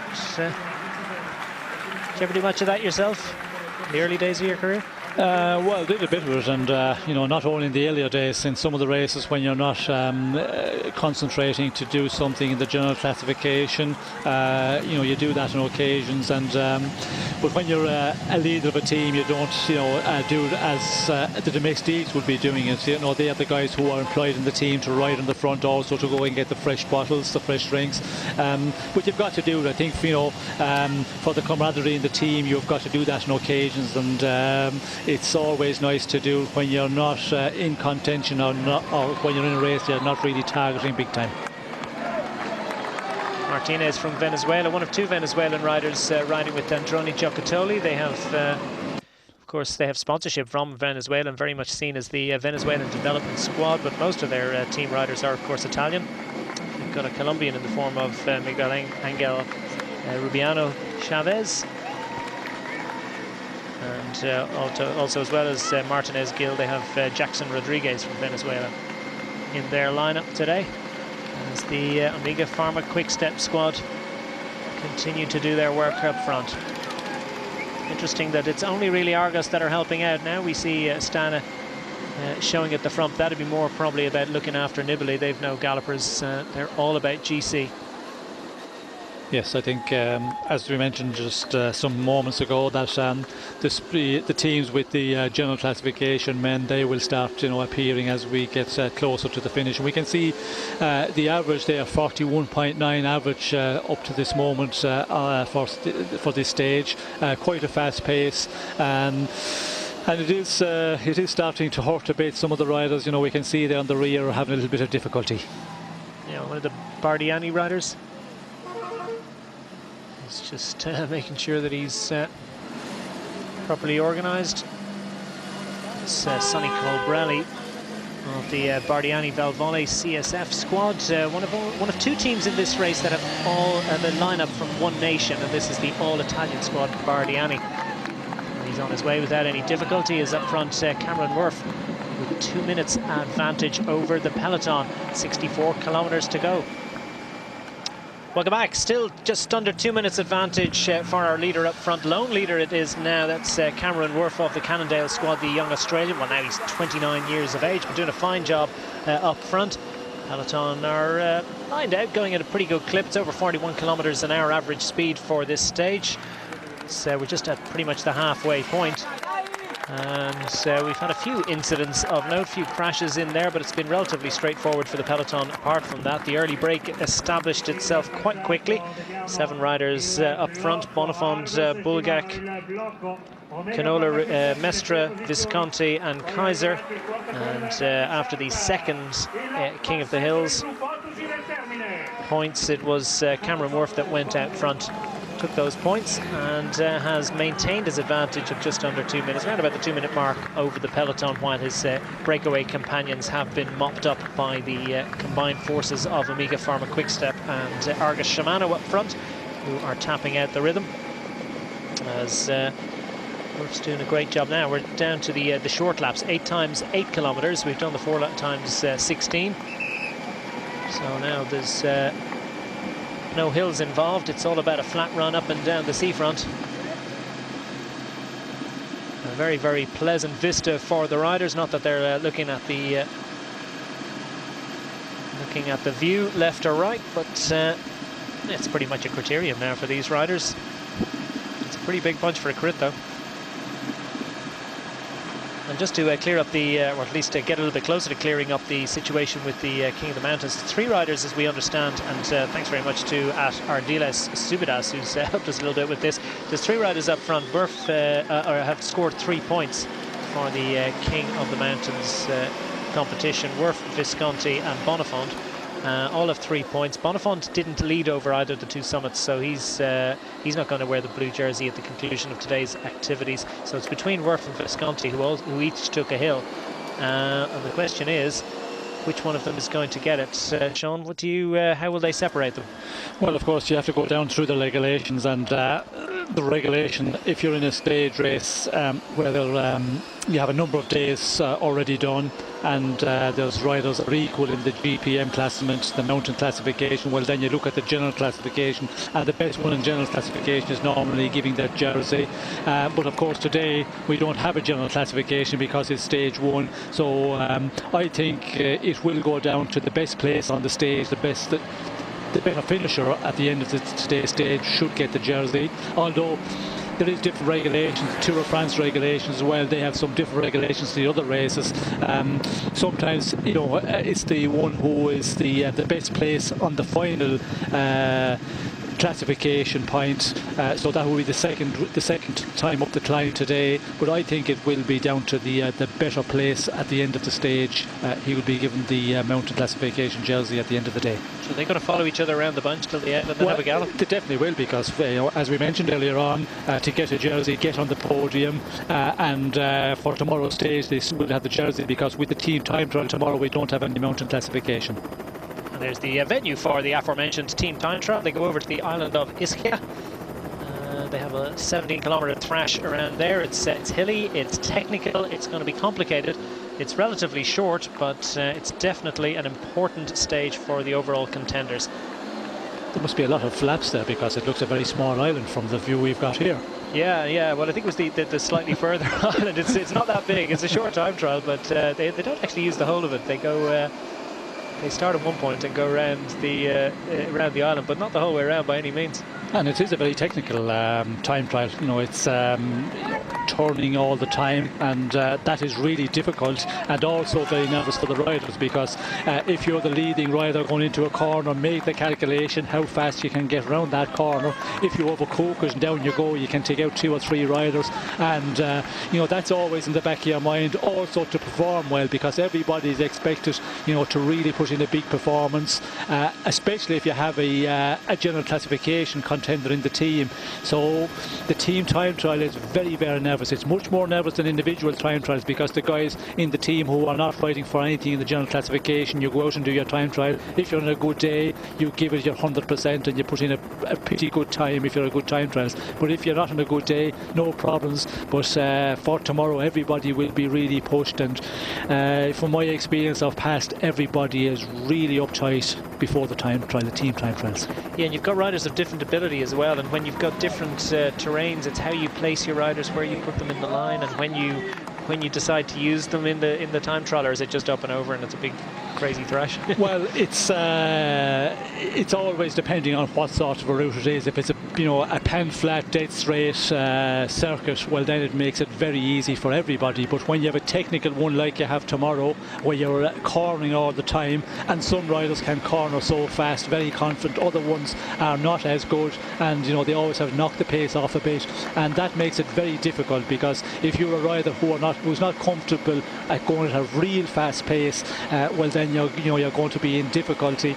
And with the time trial for tomorrow, a very short one and a very technical one, that is going to be very important that everybody in the team gets it right, and the least mistake can cost a lot of time, and if you make a big mistake it can be a total disaster. Yeah, so it's one of those stages where you're not going to win the Giro, but it's the classic. It's definitely one where you could lose it.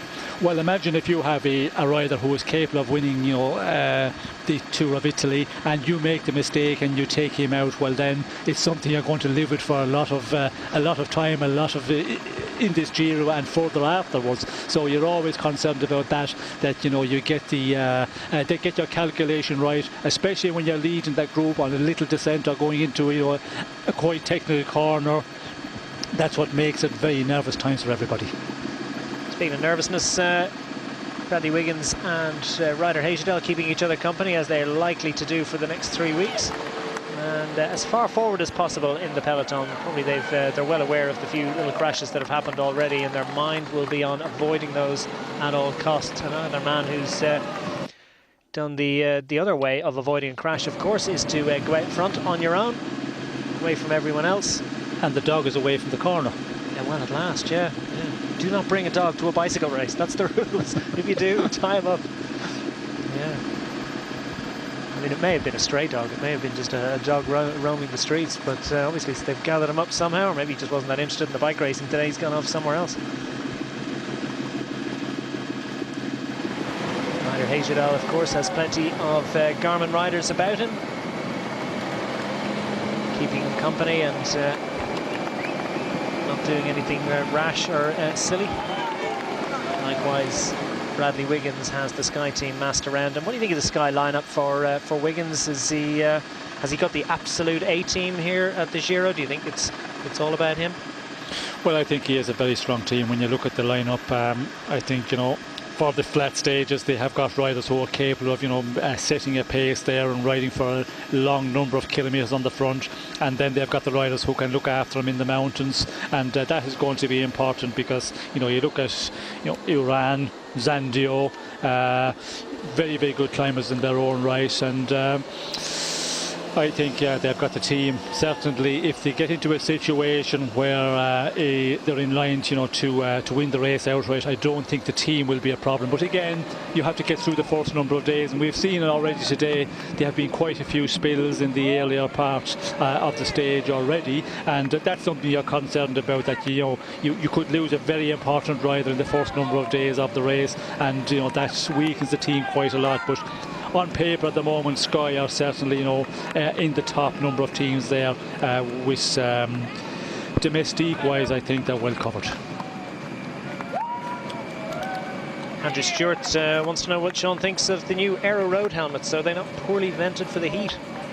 Well, yes, you would think that, and I think I haven't done any. I haven't ridden with any of them, and but as the weather conditions get warmer, I think, you know, we will see going back to the more traditional one, like we have a rider here at the moment. You know, a bit more ventilation, because when you get to 25 plus degrees and you get into the mountains, well then with the helmet, I think your head would start getting very warm and it would get quite uncomfortable. Of course, you in your career, I mean, most riders that start now, they've always worn a helmet. They wear a helmet training and every spin they ever went on, and then into racing, so they can't imagine a life without them. But you experienced racing without helmets, and then into when the hardshell helmets started to come. Was it hugely restrictive? Was it an awful feeling? Well, it was hugely uncomfortable when you know, riding most of your career without a helmet, and we had the old helmets, which were the, you know, the old leather helmets, we used to call them. Yes, the nets, and you know, there was plenty of air in them, certainly. And then when you had to, you know, use the new helmet, it was difficult, you know, to adjust to that, and it took a long time. But now, for me, when I go out biking, no matter where I go training, I always use my helmet. It's just something you get, you know, familiar with, and it's pretty much the same with eyewear. If you look back, you know, 25 years ago, there was very few riders using eyewear in the peloton, practically nobody, and now everybody is using it. And I was certainly the same in my career. I was never wearing eyewear in my younger days, and towards the end of the career I started coming in and I felt a little bit uncomfortable. But now I do it all the time, because you just you get so familiar by, you know, doing that. And for the riders we have, you know, they have been always wearing helmets from the time they started out their bike racing, and it's not a difficult one, it's not a problem then. But of course, when the weather really gets warm, the hard shell helmets, they do get, you know, very, very warm inside. Yeah, it would be interesting to see what helmets they're using on the big mountain stages. Things starting to get organised at the front. 1 minute 17. Just clicking up there a little bit. So the distance between these riders in the bunch and the man up front, solo rider up front, Cameron Wharf, doing a super job. Is still well over 1.5 minutes as Bradley Wiggins. Speaking of keeping cool, he's got his head shaven. He's got his Grand Tour haircut for the kickoff. So 1 minute 40. It's come down by about 15 seconds or so. So perhaps they're starting to reel him in a little bit, but they don't want to do it too quickly. Still just over 30 miles remaining in this race, and Bradley Wiggins staying as cool, calm and collected as possible up front, and marshalled by plenty of his teammates, keeping a watching brief on the 33-year-old Englishman. There is Cameron Wharf, the 29-year-old Australian for Cannondale, doing a great job up front. Join us for the next part after these. Welcome back. There is your leader, Cameron Wharf. 1 minute and 40 seconds advantage over the Peloton, which is being led, as it has been pretty much since the start, by Omega Pharma Quickstep. Also, Argus Shimano have a rider up there a little bit, but the main responsibility is being taken by Mark Cavendish's team. He's worn the Maglia Rosa before. He's taken a total of 10 stage victories on this race in the past, but really would kickstart his season. He's 7 victories so far this year, but for Mark Cavendish, hasn't been an absolutely perfect season for him, as his lead-out train struggles to really get going properly. They're pretty good at controlling things all the way to the finale, but the last few kilometres things have gone a bit pear-shaped. There's Matthew Harley-Goss of the Orica Green Edge team, and he's their go-to galloper. Many people indeed feel that Goss has great opportunity in the final week, and there's a few stages which ostensibly are flat but have a few lumpy bits in them. And Goss would be one of the better gallopers at perhaps getting over those and getting himself, scrabbling himself into a position to get involved in a sprint of a reduced sized group. Degenkolb as well, also another man who is one of the better of the non-climbers, if you're looking for the right phrase. As riders down the back concern themselves only with maintaining the tempo up front. Let's have a look at the potential sprinters at the end of this stage today. It's all about Cavendish, really, whether he can come up with it or not, whether his team is firing. Although he is pretty good at actually finding his way through a group on his own. It's almost if he didn't have a lead out, at least he'd know, that he had to do it on his own. And he's actually pretty good at sniffing his way around and through the group and through the sprint and picking the right wheels all the way to the end. In fact, he's won this year without his lead out. He's managed to rescue situations for his team, hasn't he? Yes, well, he can do that very well, but it's something that he doesn't want to have to do. And the problem is doing that, you have to sit a bit further off and crashes. And we did see last year in this Giro where he didn't have the lead out and he was, hanging a bit too far in the final number of kilometres. And then when a crash occurs, you have, always the risk. You're always in a position where you can get, taken down. And that did happen last year. So he doesn't want that. He wants the team to ride in the front at a very, very fast rate and just line the bunch out, and that makes it much safer, and that is the perfect way to play the sprint, and that's the way he prefers it. But it's going to be an interesting one today, because first day in the stage race, there's always guys who will maybe pop up here and put up a real good sprint, and there is quite a lot of very good sprinters here when you look down to the list that could, throw up a surprise today.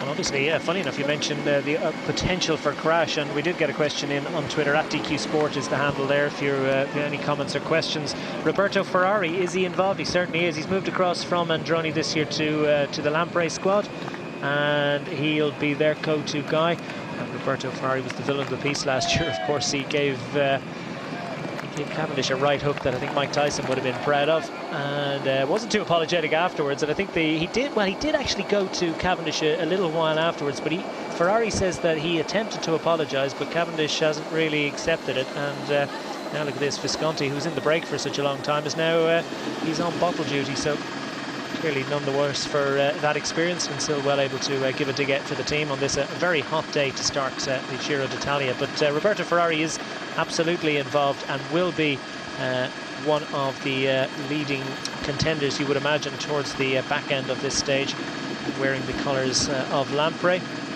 John Degenkolb, I've mentioned. Clearly Argos believe that they have a man that can get involved, and that's evidenced by the fact that they've got 2 riders on the front here. Degenkolb is their go-to guy in the gallops, and he's got a unique and distinctive style, Sean, but a very effective one.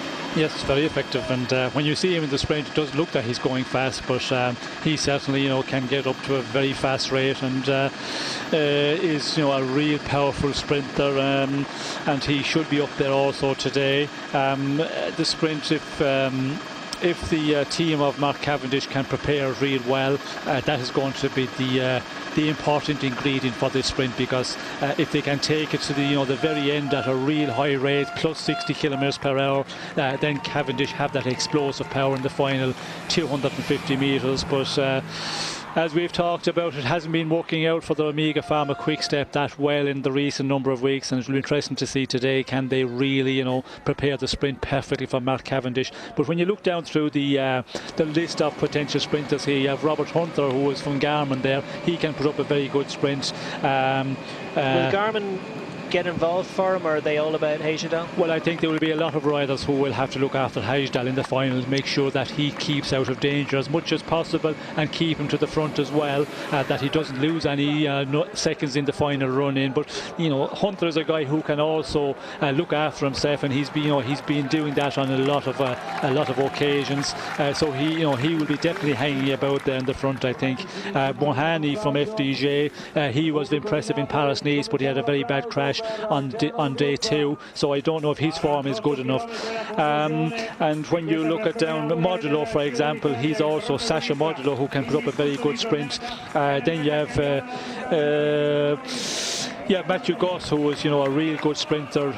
You have a few other guys, Dick Bellemakers from Lotto, who could put up a good sprint. And looking at Lampre, Ferrari, for example, Posato, who can also do quite well in the sprint. He could be the lead out man for Ferrari in the very end. Benatti, who can sprint quite well, but I don't think in the big bunch sprints he's as aggressive as he was a number of years ago. But still, points jersey contender maybe? Yes, and you have Van Poppel, who I see there with Falcon Soleil. He can put up a good sprint as well. No, not sorry, Van Poppel, that's the director sportif. I thought it was the rider Van Poppel, sorry about that. Boy Van Poppel is actually on that team now, isn't he? He's moved across, Yes, he's but he's not on their Giro selection. No, he's not. I was looking down at the list here. I thought it was I'm mixing up the rider with the director sportif, John Van Poppel, who is the son is a very good sprinter in his own right. But I think there's a brother as well. There's another Falcon Soleil have another Van Poppel on their books. Yes, there is two of them on in the peloton at the moment. But when you look at the list of riders, there is quite a few names, and first day is always a bit special because everybody is that little bit fresher. So some of maybe the sprinters are not as fast as you would expect them can really put in a real good finish in this first stage today. Well, they've got to reel in Cameron Wharf first, and he's doing a very solid job out front, you'd have to say, because it's a steady tempo indeed that's been set on the front of the peloton. So you've got to remember what a piece of time trialling Cameron Wharf is providing for us, for our entertainment, and indeed to the great relief, I'd imagine, of the leading overall contenders and of course the sprinters as well. They have a rider setting a good tempo out front, and they're able to control it now, coming down sort of 26-27 miles to go, 1.5 minutes the difference between them. Cameron Wharf has a very, very nice, relaxed, easy style on the bike. Difficult to see the pain that he's suffering, but I'm pretty sure that this is hurting a little bit. You've got to know it is. And that's the scene in the bunch behind as the Argus Shimano squads and the Omega Pharma Quick Step team. Cheng Ji, of course, the very first Chinese competitor in the Giro d'Italia. Two new nations making their appearance in the Giro d'Italia. Tamarides of Greece is also the first competitor from that nation to take part in Giro d'Italia. The first Chinese competitor you saw on the front of the bunch. So the globalization of world cycling continues as the concertina effect is evidenced clearly at the back of the bunch. 54 nations in Giro d'Italia this year. That's well, for many this has been one of the most parochial, if not the most parochial, of stage races over the years. Very much an all-Italian affair up until the maybe the 80s. It started to broaden its horizons a little bit, or perhaps more foreigners would make the trip across the Alps and into Italy. It was all about Alfredo Binda and Coppi and Bartali and names of that note for such a long time, but the visitors, there were plenty of foreign raiders over the years. Merckx, Eno. Indeed, Eddie Merckx won his very first Giro d'Italia, took victory in Naples back in 1968, his first Grand Tour success, first of 5 victories in the Giro d'Italia. At the back of the group, rider hits Prom's one of the movie star riders.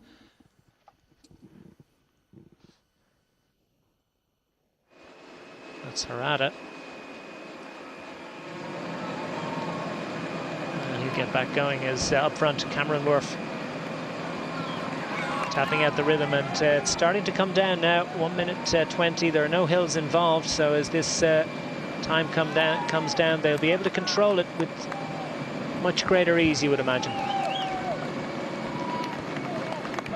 Well, a one-man breakaway, of course, you know, the advantage 121 at the moment. I think we're going to see the pace, you know, being upped a bit in the peloton because we have that intermediate sprint, 24.3 kilometres, and I think some of the sprinters teams are thinking of that, you know, to close it down, get everybody back together and go for maximum bonification times.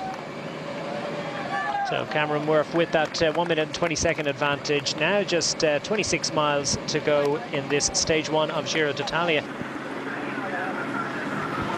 Welcome back now. Just over a minute between this man up front, Cameron Wharf of the Cannondale team. The 29-year-old Australian who has this advantage over the peloton, which is working its way towards a sprint finish on the seafront in Naples.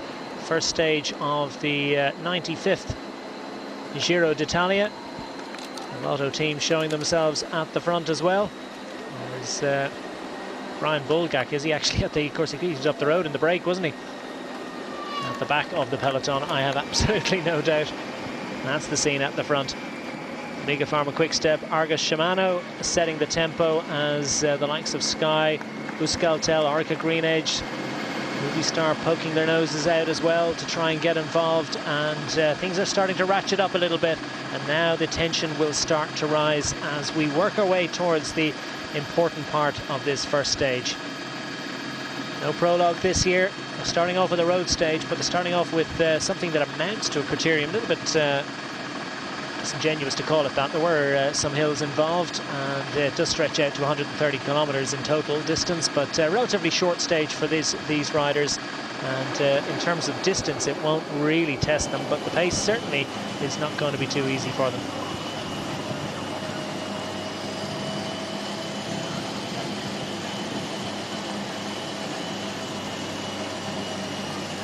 And the scene in Naples, the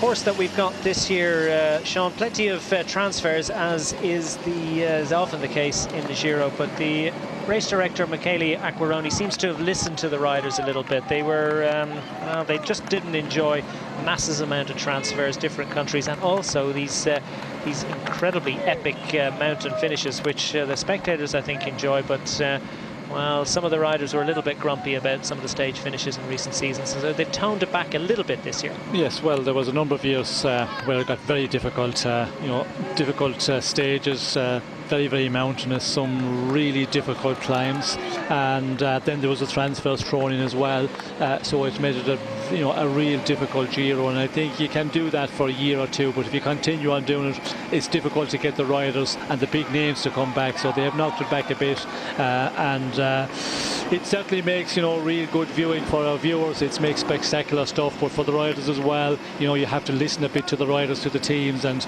of course the organisers have done that. They have, you know, knocked it back a bit, but in the Giro there's always a lot of transfers, and this year it's not, you know, not any different. There's quite a lot of transfers between stages, and that also makes it difficult because the rest period for the riders, you know, it's very short. You get to your hotel quite late in the evening. Sometimes it can be 7:30, 8 o'clock again. You get to your hotel, massage, get your dinner. It's, you know, 10:30, 11 o'clock again. You get to your bed, and you can be out quite early in the morning again, 7:30. So, you know, you have to consider all of that, and the organisers have, you know, taken that into account, and they have, you know, come back on the difficulty of the race, certainly.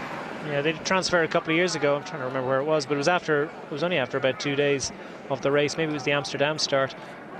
Maybe it was Denmark or something. But anyway, they literally didn't get dinner until after midnight. I think that might have been a little bit at the extreme end of what they could demand of the riders.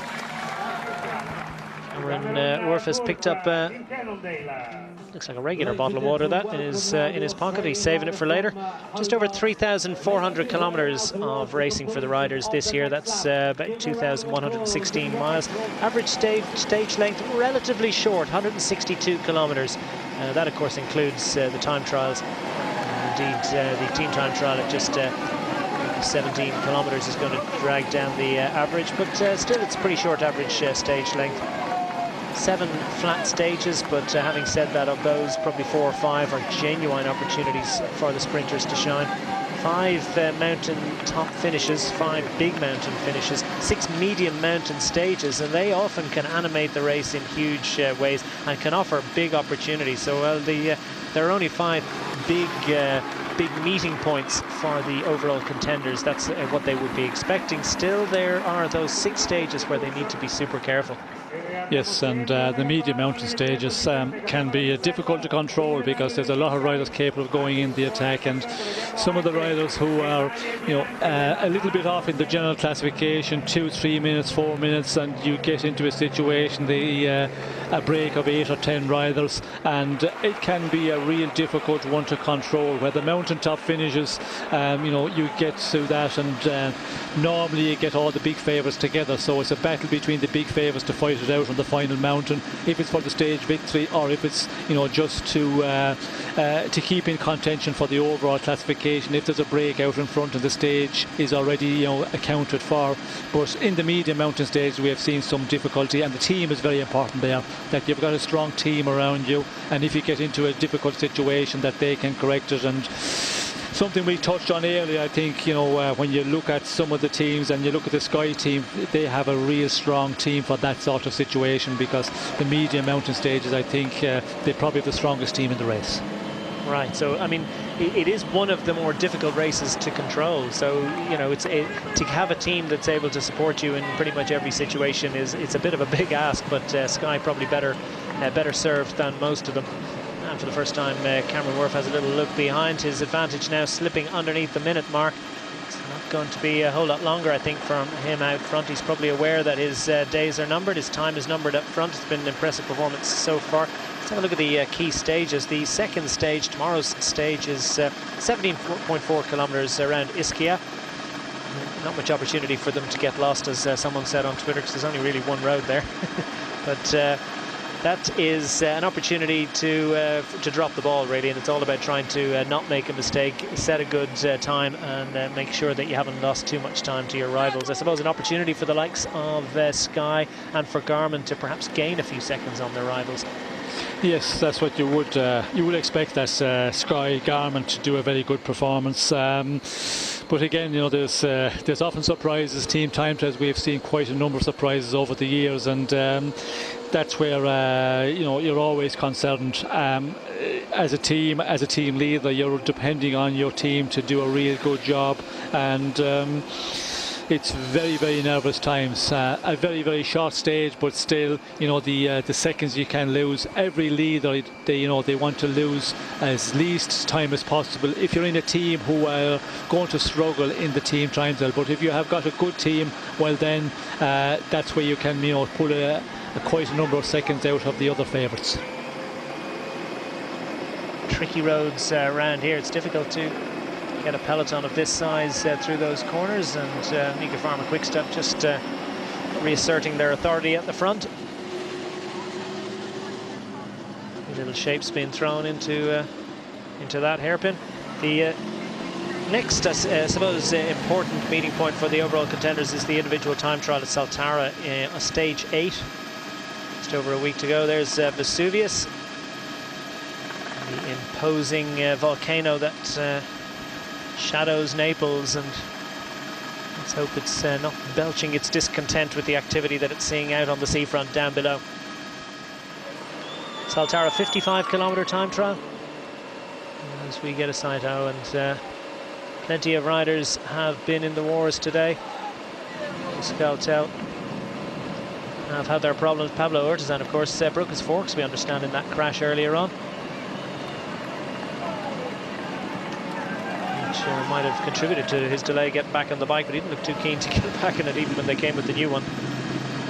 individual time trial. Yeah, 55 kilometres, and there's later on in the race, stage 18, 19.4 kilometre time trial uphill to Polsa, which are the two important opportunities, you would say, for Bradley Wiggins to try and gain as much time on his rivals. Some people are saying around about 4 minutes is what Vincenzo Nibali can expect to lose in the time trials. If that's the case, then he's got to gain that on the road. He's got to do it on mountaintop finishes, and he's got to do it with the time bonuses. Is it too much of an ask? Well, I think if you look at the first time trial, stage 8, 55 kilometres, that is going to be the difficult one for Nibali, because it is, you know, a real opportunity for Bradley Wiggins to gain a lot of time on the other contenders for the overall victory, and that's where Nibali will really have to, you know, put in a big performance. The second time trial, the 18 stage, 19.4 kilometres, but it's really a mountain time trial, and I don't think Nibali will have too much difficulty there limiting his losses against the real good time trials. So if he can get through the first time trial, the 55 kilometre, you know, by losing maybe a minute and a half, I would see it difficult for him to, you know, to lose 4 minutes in the time trials. But again, he is a bit vulnerable in that respect, and he can put in very good performances. But you know, when you look at last year's Tour de France, I think he defended very well in the time trials, and if he can do something the same in this Giro, well, then I don't think there will be anything like 4 minutes lost in the time trialing. Taylor's on the big screen as the bunch work their way past it, and he's making his way back up to the group. Taylor Finney of the BMC squad, the superstar American time trialist and former Maglia Rosa jersey wearer. And Taylor will be back in the bunch soon enough. After that stage 8 time trial, next big meeting point is the stage 10 stage in the mountains, 167 kilometres. It's the first big mountain stage, a couple of stages in the Alps then, of course. Stage 15 finishes on the Galibier.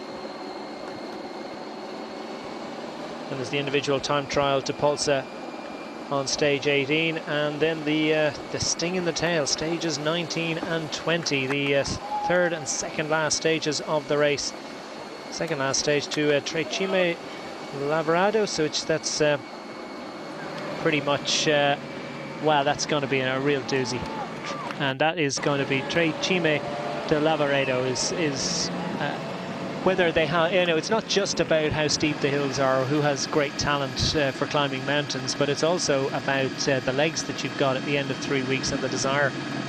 Yes, and that final week, you know, it's a big block of mountain stages. You know, 14, 15, very difficult stages. Stage 16 also quite a difficult one, and then really massive stages 19 and 20. When you consider, you know, it's in the final week of a 3-week tour, it's all about how good the shape is, how well you're recovering. And of course, you know, you always look up to the general classification contenders that are capable of doing a 3-week tour, but sometimes the final week riders start to, you know, fatigue start to set in, and if that does happen to any of the favourites, well, they're going to get caught out on the final week. Cameron Wharf still up front, still maintaining that advantage. And he's just under a minute now. He stepped it up a little bit. Perhaps the bunch don't want to reel him in just that soon. And he's still up front with this advantage. Welcome back. Just over 30 kilometres left in the first stage of Giro d'Italia 2013. This man is up front, as indeed he has been throughout the stage. Cameron Wharf was originally part of a 7-man move.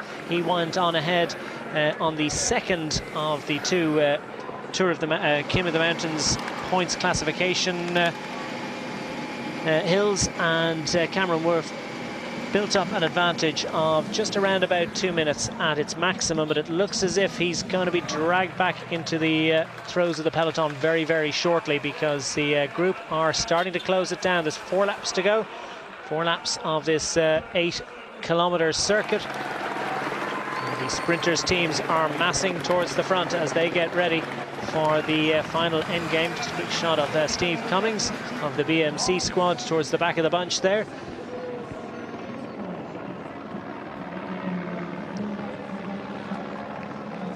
And plenty of BMC riders up towards the front as well, looking after Cadel Evans et al. as the tempo is being set, as it has been throughout this stage by the Omega Pharma Quick-Step squad.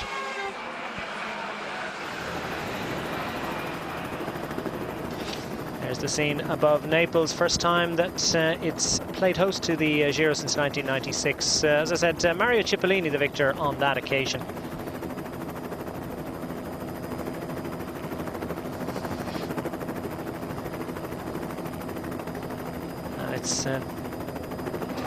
There is the island of Ischia that we mentioned. That's where the team time trial will be tomorrow.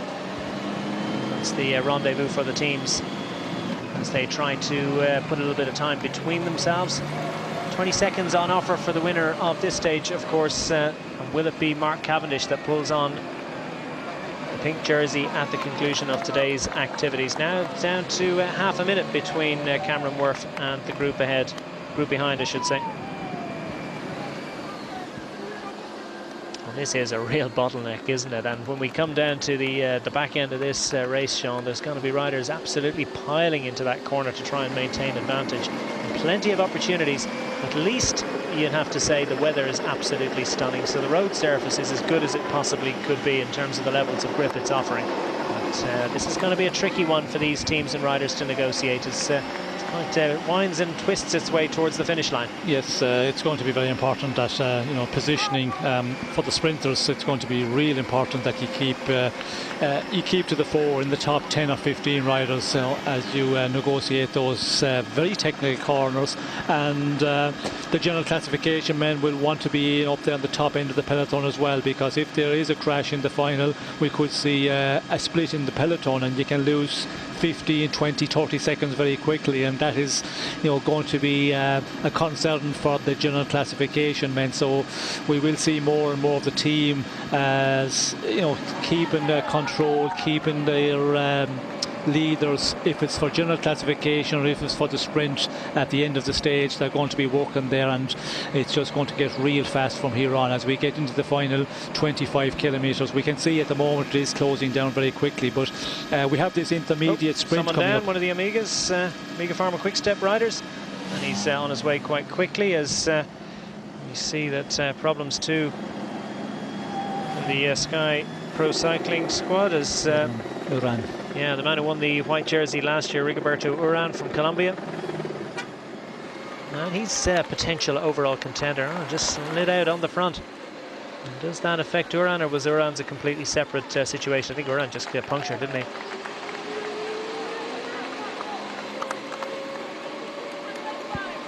And they all managed to avoid it, which is quite impressive. And Uran similarly is going to make his way back, and it's a little bit of a nervous moment for him, because if Wiggins is not on his game, you'd have to say that he would be a bad overall contender. Top 10 finisher in last year's race was Uran, and many people believe that well, if he wasn't in the service of the likes of Bradley Wiggins or Chris Froome, that he'd have plenty of opportunity himself in any other team. Yes, he's a very consistent rider, and a very good climber. And if he wasn't, there as a helper to Bradley Wiggins in this race, well, he's capable of doing a very good performance. And in the general classification, he's very, very capable of doing it in the top 10. But the interesting thing is we see the Omega Pharma rider sliding off there, and they're not going at real fast pace, as we see Uran still with a problem here, stopping again to make a wheel change. But an interesting one, because they're not going at full speed at the moment, and still the Omega Pharma rider slided out there, and that would be definitely it will be definitely nervous times for everybody, because they're going to be aware of that now, and as we go closer to the finish, well, then it's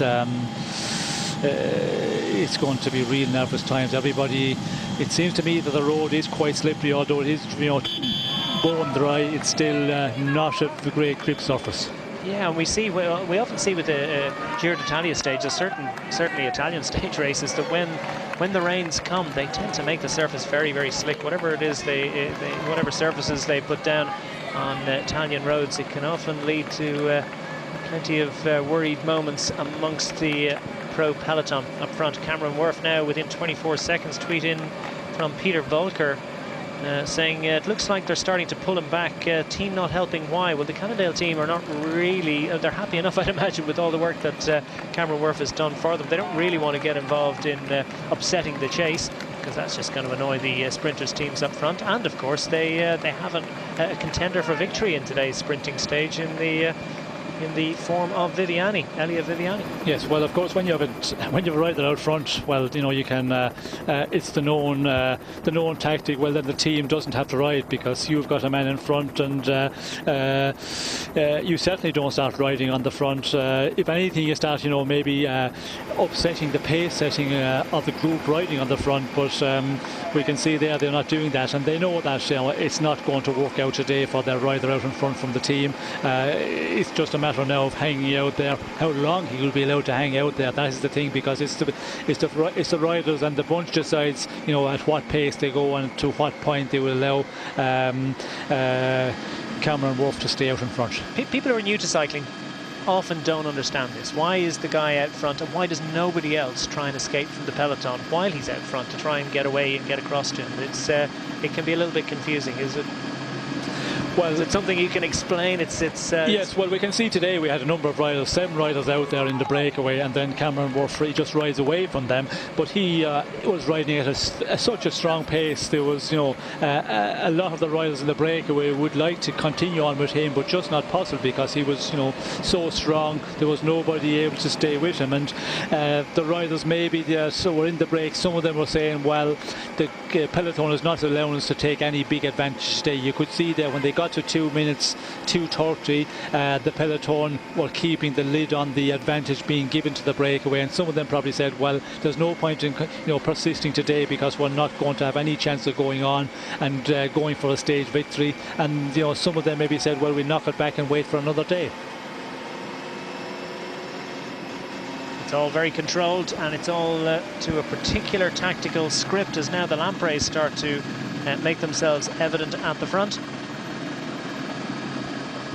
Lamprey in that distinctive pink and blue outfit that they've had for such a long time now. Actually, it's a distinctive one, and it's certainly a pretty good brand identification for them. They've had it for a long time. Roberto Ferrari, of course, is their go-to guy in the sprints. Number 124, Filippo Pozzado we watch out for to see is he able to do a job in terms of dragging Ferrari into a good position towards the end. Michele Scarponi, of course, is their team leader, former winner of this race. Inherited victory a couple of years ago when Contador was struck from the list, and Scarponi now with the Lamprey squad and wearing 121. A couple of riders down again, and there have been a lot of crashes today, haven't there? And it's again a relatively benign one by the looks of things, as we see riders from Euskaltel and Française de Jeu come to grief, but without any difficulty and no team assistance required, as Johan Le Bon gets going, and he should be able to safely make his way back into the peloton, one would assume. He's out front. Cameron Wharf continues to enjoy his moment up front.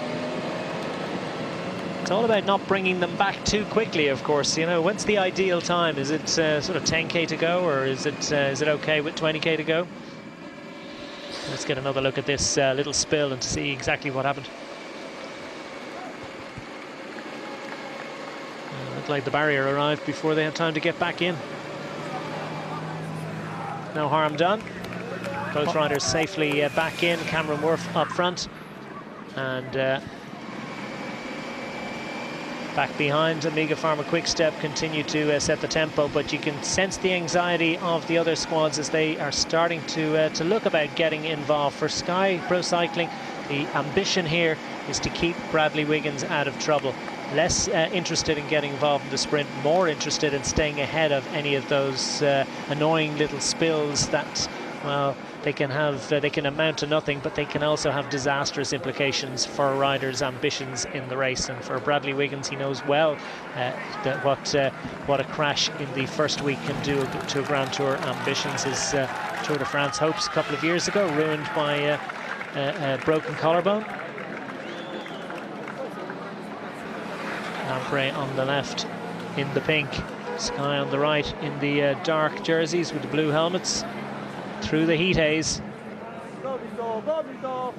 And Wharf starting to show it on his face a little bit, but what an easy style he has, and even his face isn't contorted in pain, so you don't quite get an indication of the effort that he's making. Shows that he's got a very nice, and there's the intermediate sprint with 24 kilometres to go, taken by Cameron Wharf. So 5 seconds there towards his general classification time. Will there be a sprint here? Will Mark Cavendish get involved as he works his way towards the front? Has a little look about it, but the 3 seconds on offer are going to go to one of the Radio Shack riders?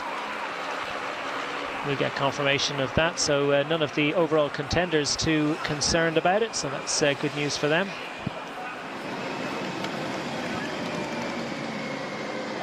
Or is it a back on Soleil rider? And a Radio Shack rider involved, and they'll be mopped up by the peloton. There's a few, of course, there's money involved in those intermediate sprints, not a whole lot, but why not? If you're up there, why not get involved and at least add to the team's coffers at the end of the event? Yes, and we could see Mark Cavendish there on our screens. He was over on the left-hand side, and he was calling to one of his teammates. I think it was just a matter of seeing who was going for the sprint, as we see another mechanical here. It looks like Durasek, Christian Durasek, is it, of the Lamprey squad? The rear wheel puncture, lots of punctures today, there really have been. Of course, there's a lot of riders in there, and tyres go, they're not as reliable as you'd really like them to be.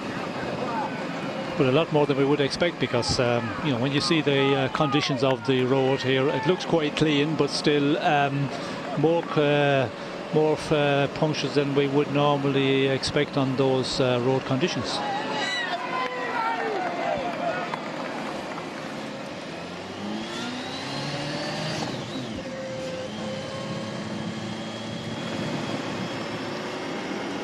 Durasek gets going again in the up front.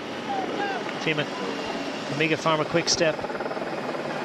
Tap out the rhythm. 42.7 kilometers an hour is an indication of just how motivated these riders are. Fresh legs at the start of this race, and of course, Cavendish is pretty voluble there. He was roaring his encouragement to his teammates there. Were they going too fast, or were they going too slow?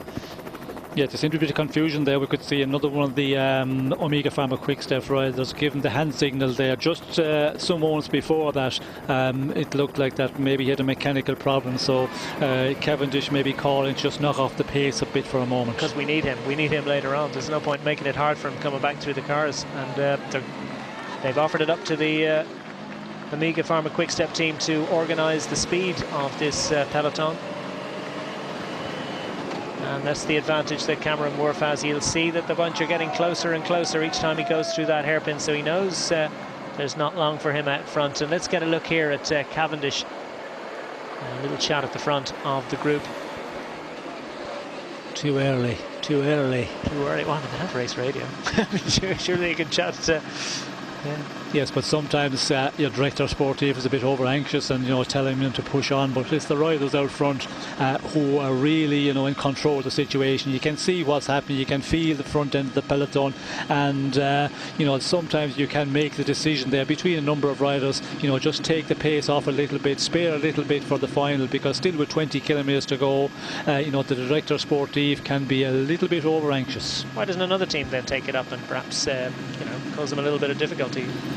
Well, I don't think at the moment the teams that are really interested in preparing the sprint for their sprinter, you know, they are going to also try and just hold off as long as possible, and you know, keep everyone or as many as possible from the bunch up in the front of the peloton, and you know, they're going to need it in the end. So you get times like that you know, if the team that is controlling the situation start to, you know, to knock it off a little bit, well, then everybody else will say, well, you know, just wait for a moment, see what's going to happen here, and there's still quite a number of kilometres to go to the finish.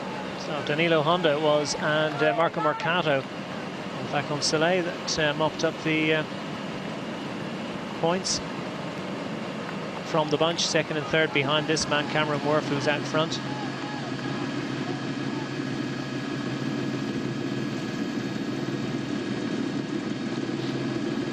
Olivier of Radio Shack heading up towards the front. He'll be charged presumably with trying to help Radio Shack Leopard sprinter Giacomo Nizzola.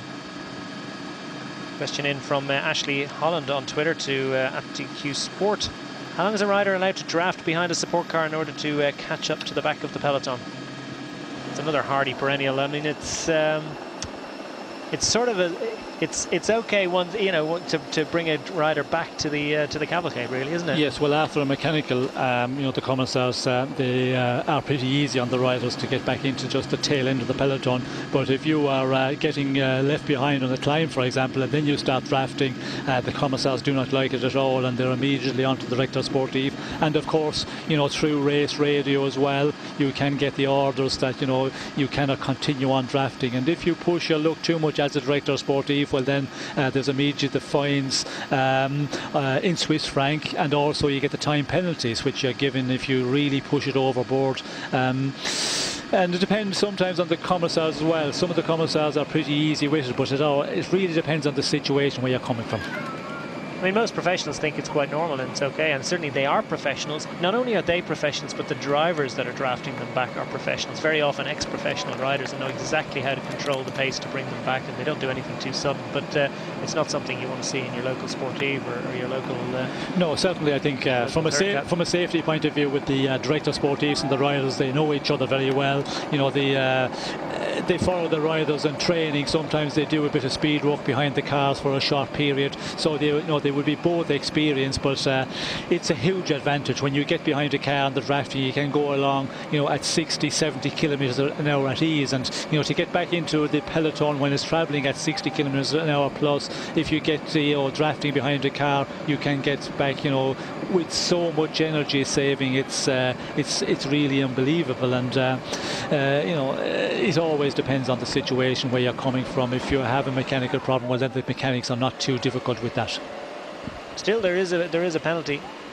Well, things are starting. Cameron Wharf has finally his day in the sun is over with just under 20 kilometers to go. Cameron Wharf, who I've been told it was formerly a rower, well, he has rowed his way back into the peloton, and it's been a wonderful day for him.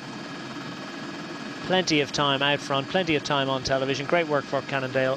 He's mopped up some mountains points as well, and if he's got any legs for a bit of a gallop later on, he could well get the mountains jersey at the conclusion of today's activities. But in terms of fighting for stage honours, well, his day is done. They'll leave it up to the sprinters teams, with Miga Pharma Quickstep on the left in the blue. Lamprey now in the middle, trying to get involved for Roberto Ferrari. The Sky Pro Cycling squad also there, but they're thinking more about trying to keep a tempo for Bradley Wiggins, keep him out of trouble towards the front. A little bit of a rise here as riders get out of the saddle, and an opportunity maybe to grab a bottle coming towards the last point of the stage, really, where they can grab a bottle. It's a little technical one on the cobbles. They'll be delighted that there's no rain today, because that would be very, very treacherous indeed in wet weather conditions. And now the pace is on as the peloton strings out. Vinny Fantini's look to get involved too. They've got Francesco Chicchi, who's been around a while at this point and is well capable of coming up with a big result in a sprint finish, and he certainly won't be lacking for any motivation in his home race. Blanco team are up there, perhaps a little less concerned with stage honours. I don't think they've brought a sprinter, no one of huge note, but they will be thinking about Robert Hessing for the overall. We haven't mentioned him yet. We haven't mentioned too many of the overall contenders. It's not really a day for the overall contenders, this, but great to see Pablo Ortizan is back in the peloton. Took a long time to get back on his bike, and as I say, we understand that he broke his forks, so pretty hefty impact to say the least. And he's safely back in the peloton, and he can get a rub tonight, and hopefully they can rub the pain out of his legs. Just how much of a penalty is it for the Amiga Pharma Quickstep team to have had to sit on the front all day, and how much of an advantage is it for the other teams? Well, I think today they haven't really had a difficult day, because the Breakaway were never in a situation where they put difficulty for the Omega Pharma Quickstep team, and the breakaway, they realised from the earlier moments that they weren't going to be allowed to get that advantage of 4, 5 or 6 minutes, so I don't think they really pushed it that much in the breakaway. And the first day in the race, a relatively short stage for those guys, 130 kilometres. The Omega Pharma Quick Step, they should be able to keep control of the situation right to the end of this stage. But again, there's a number of teams here who will get involved, and it will be an interesting one now to see, can they really prepare the sprint as they should be, because they've sent a team here that is certainly for that, preparing the sprint for Matt Cavendish 100%, and they've got the riders there. When you see Matteo Trentin, you have Vermont, you have Gert Steegmans, who's a great sprinter in his own right. They should be able to really put this one to bed in the final and take Cavendish into that final 200 metres to the line, where he can go for the sprint himself. And if they do that, well, then it will be interesting to see if anybody can match Cavendish acceleration. Yeah, 2 laps to go now, 16 kilometres just under for the teams, and they've had a pretty good look at this finish line. It'll be a total of the 12th time across the line that they will be sprinting for the stage victory, so they'll be well familiar with it by then.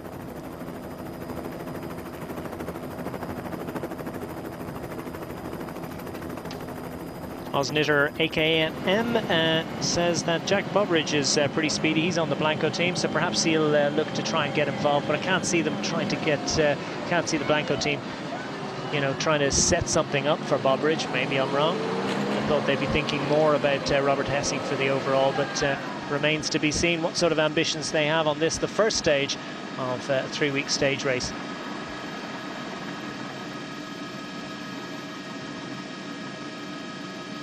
Mark Cavendish obviously is the hot favourite.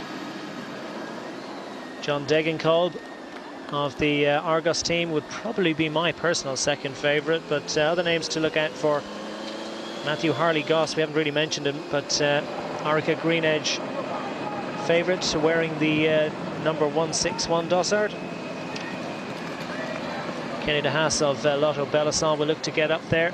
Sasha Modolo, as you say, Sean, from Bardiani, Valvoli, the all-Italian squad, the small team, but with big ambitions, and they have a pretty speedy finisher in the shape of Sasha Modolo. Nasser Bouhani of FDJ, and he'll be spurred on, I think, in a large measure by the performance of his teammate Arnaud Demar in the 4 days of Dunkirk this week. He's won 3 stages, I think. Elio Viani, of course, from the Cannondale Pro Cycling squad.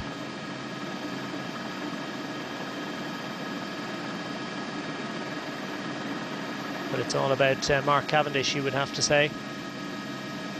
He is the big favourite for honours today, and it's all about how involved that and how organised Omega Pharma Quick Step can get. Sky Pro Cycling now setting an identical tempo on the left-hand side. They're running in tandem. Radio Shack also trying to get very involved up there. Got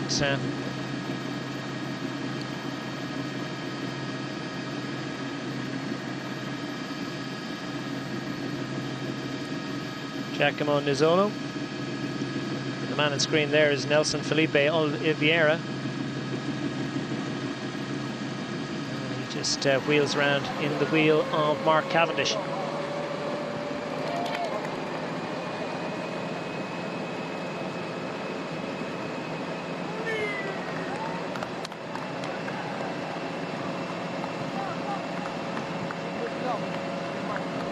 Hugh Rhino says, what size meal will the riders have the evening after a stage? Do they eat a larger meal earlier in the day?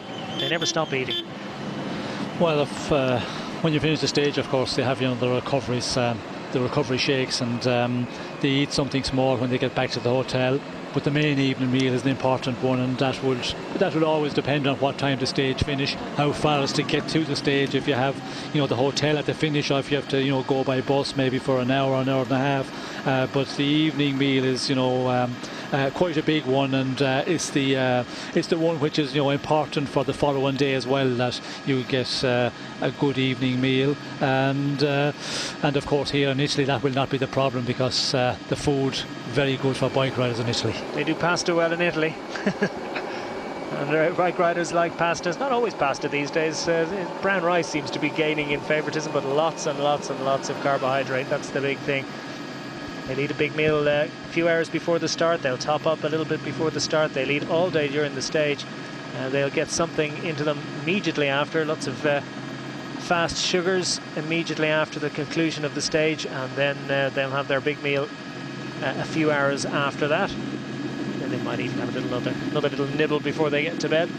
Although not eating seems to be a major consideration for these riders as well. They spend as much time talking about losing weight and how to do it and how little to eat.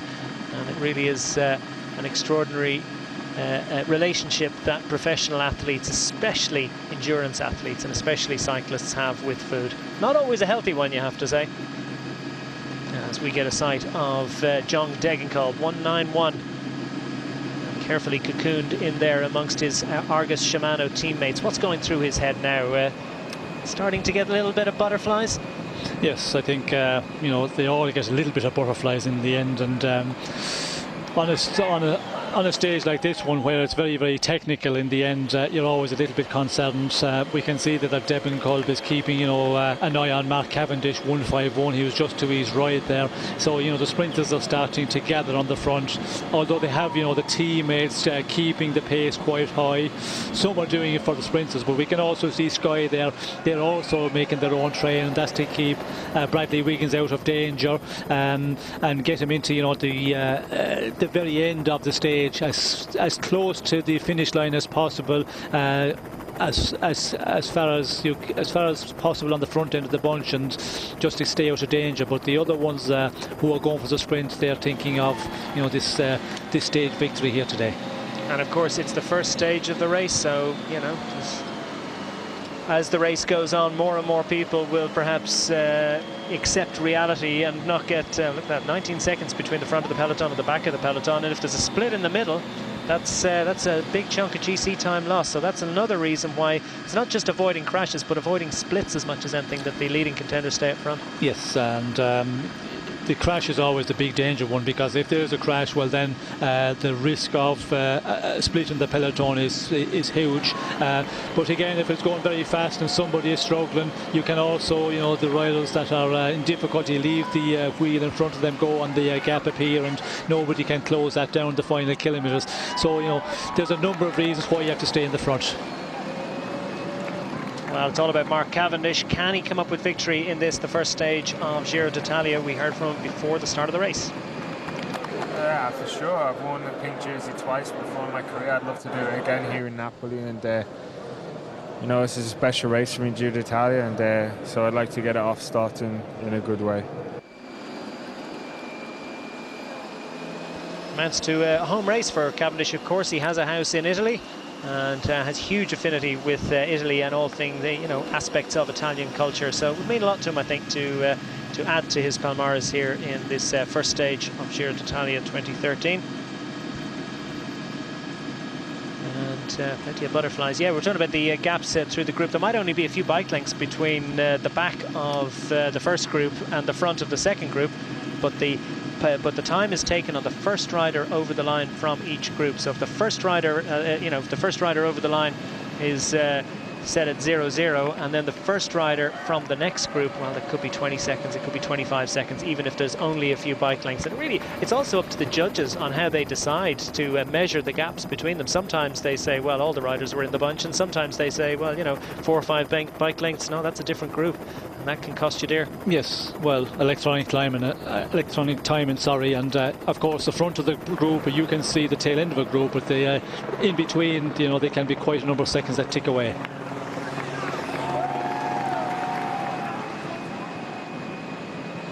Sky doing a great job up front, and pretty much they're setting the pace of the peloton as the Omega Pharma Quick-Step squad look to try and get organised. Argos Shimano just on their shoulders in the plain white jerseys. Cannondale there as well in the lime green jerseys, very distinctive. It's good when you've got lots of different colours. I don't like when you've got like 7 different teams wearing black or something, or whatever this week's cool colour is. Too many white jerseys can be a bit annoying. Sight there of the Astanas as well. Vincenzo Nibali very keen to try and stay out of harm's way. So now just a lap to go as we come across the finish line. The penultimate occasion, they'll get the bell and they'll know the race is on. Things very controlled as we get them across the line. I can tell you they won't be as controlled next time round. There's the finish line camera. 8 kilometres, just 5 miles of racing left for these riders to see who's going to emerge with the Maglia Rosa for the first time in the 2013 Giro d'Italia. Will it be Mark Cavendish? Will it be Roberto Ferrari? Will it be Elia Viviani? Will it be Degenkolb? Sasha Modolo? Or will it be one of any number of other riders that believe they've an opportunity? And as you see the riders starting to move around there, things are definitely getting hot and heavy, and small differences, small little Mattia Gavazzi from Androni there having to make a little adjustment on the wheel, and they run so close, just millimeters between a rider's front wheel and the back wheel of the rider in front. So many opportunities to just touch a wheel and hit the floor, and the commitment of these riders really has to be seen to be believed. Day in, day out, week in, week out, these riders put themselves in peril, seemingly without any concern for their personal welfare, but you can be sure that they're very, very motivated to try and get to the line and get their teammates to the line as quickly as possible. Meanwhile, riders at the back of the group, you can be sure that their main ambition at this point is just to stay upright and stay in the group. Quick sight of Pim Lithart of Vacansoleil. Dutch rider with the Dutch team, and now just concerned with making it round in the group. It's lined out in a big way. The pace is on in a big way as Orica Green Edge go to the front. They've got Matthew Harley-Goss to try and set up, and Omega Pharma Quick-Step are nowhere to be seen at this point. Have they done too much work? Well, we see them there on the right-hand side, so they're not out of control yet, but a couple of other teams have decided to take it up. Movistar looking to get involved as well, might be a bit of a surprise. And Omega Pharma Quick-Step, they've controlled it all day, but now the other teams have decided to get involved, and the question is, for Mark Cavendish, can Omega Pharma Quick-Step get back into it? They talked about bringing Alessandro Patacchi to this race for Omega Pharma Quick-Step. Of course, he retired just a few weeks ago, and that was not very well received by the UCI. They vetoed that move. No mid-season transferring, of course, is allowed. So Alessandro Patacchi is not part of Mark Cavendish's lead-out train for this race.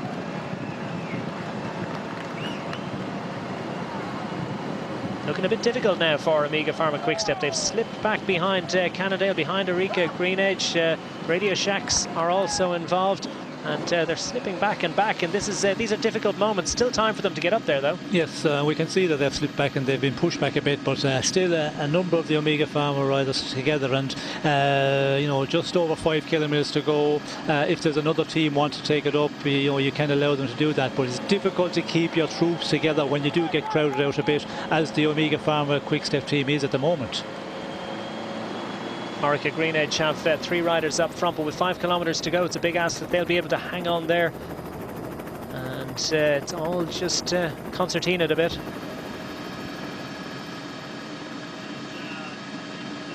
So now they try and manage to marshal forward. A little stall there, and that can cause ripple effects back in the group and cause huge nervousness as Julien Vermont gets involved for the Omega Pharma Quick-Step as Orica Green Edge. Peter Weening, I think it is, on the front for them. He's looking around in frustration because they've given him a bit of a gap. Will he go? He doesn't know what to do, does he? I think he's surprised that he's been allowed off the front of the bunch, and it's surprising to see him do that, because if he have got something left, he should stay just on the front end of the bunch and just look after Matty Goss and keep the pace high for some of the other teammates. But he's not going to be allowed, right? Maybe he's not even going to try for too long out here. Surprising conclusion. Gets a little pat from one of the Lamprey riders, as if to say, well, you can hang on to the front if you want for a little while.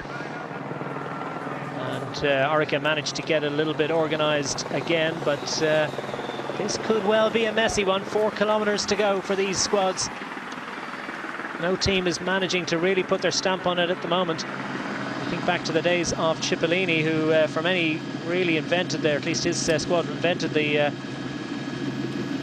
sprint train, or at least got it organised in the best possible way.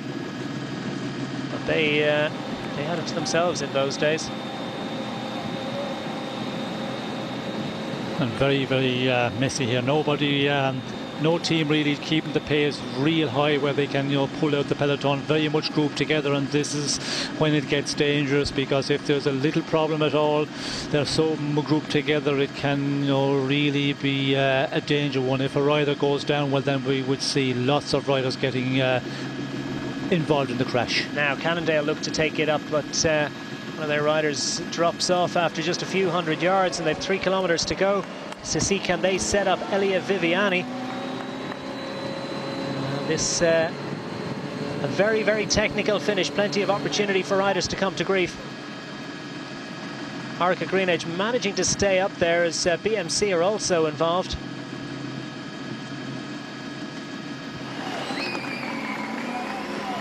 Tanya Ross is pretty fast for the BMC squad, or one would expect really. It's trying to set a good tempo to keep Cadel Evans as safe as possible.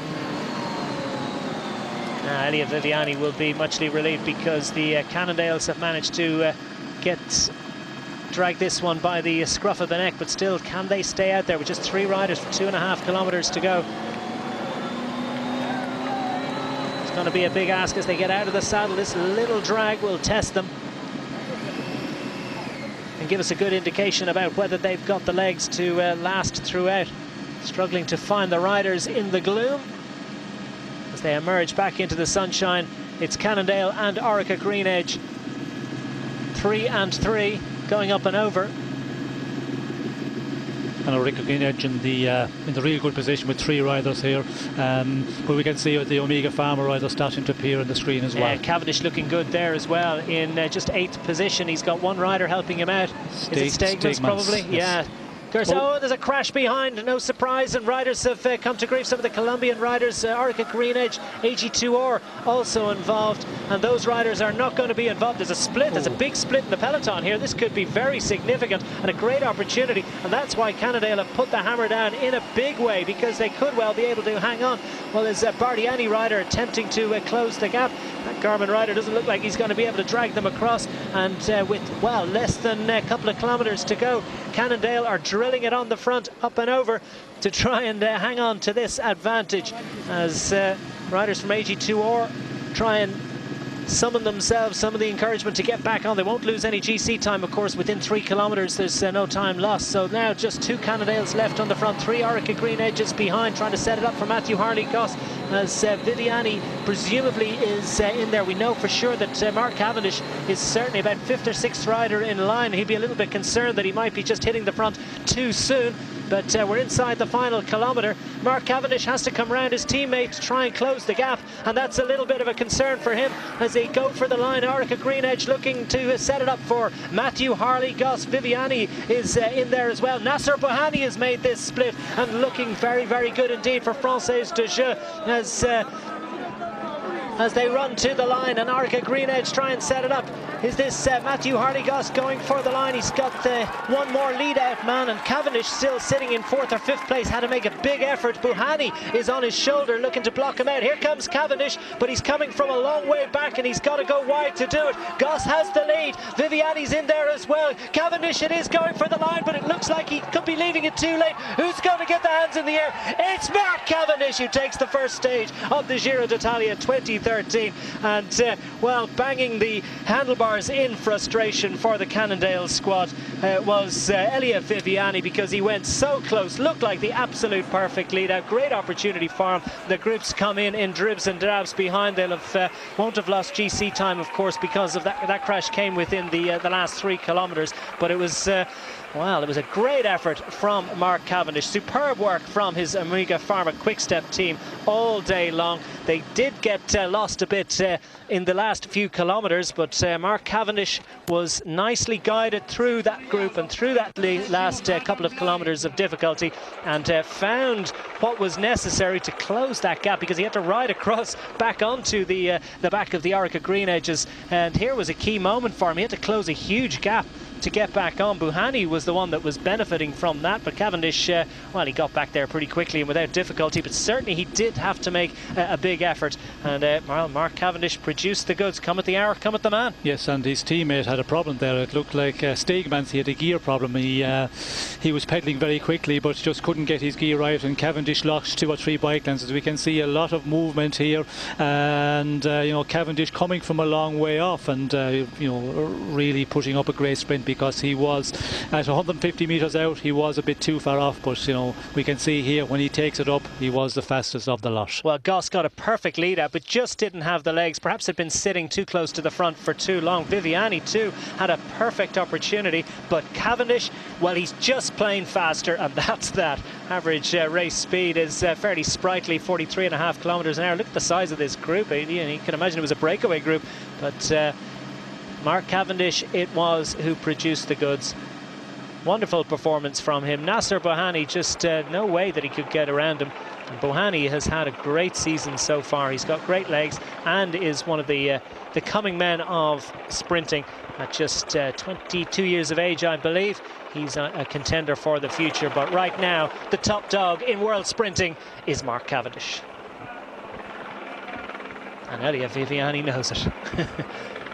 Well, there's not a lot of complaint that Elly-Phant could have about that. I think he's just frustrated with the fact that he wasn't able to convert that into a victory and get the pink jersey onto his back. I don't think that he can have too many complaints about the way it worked out for him, but look at the contrast in emotions between Elly-Phant and Mark Cavendish.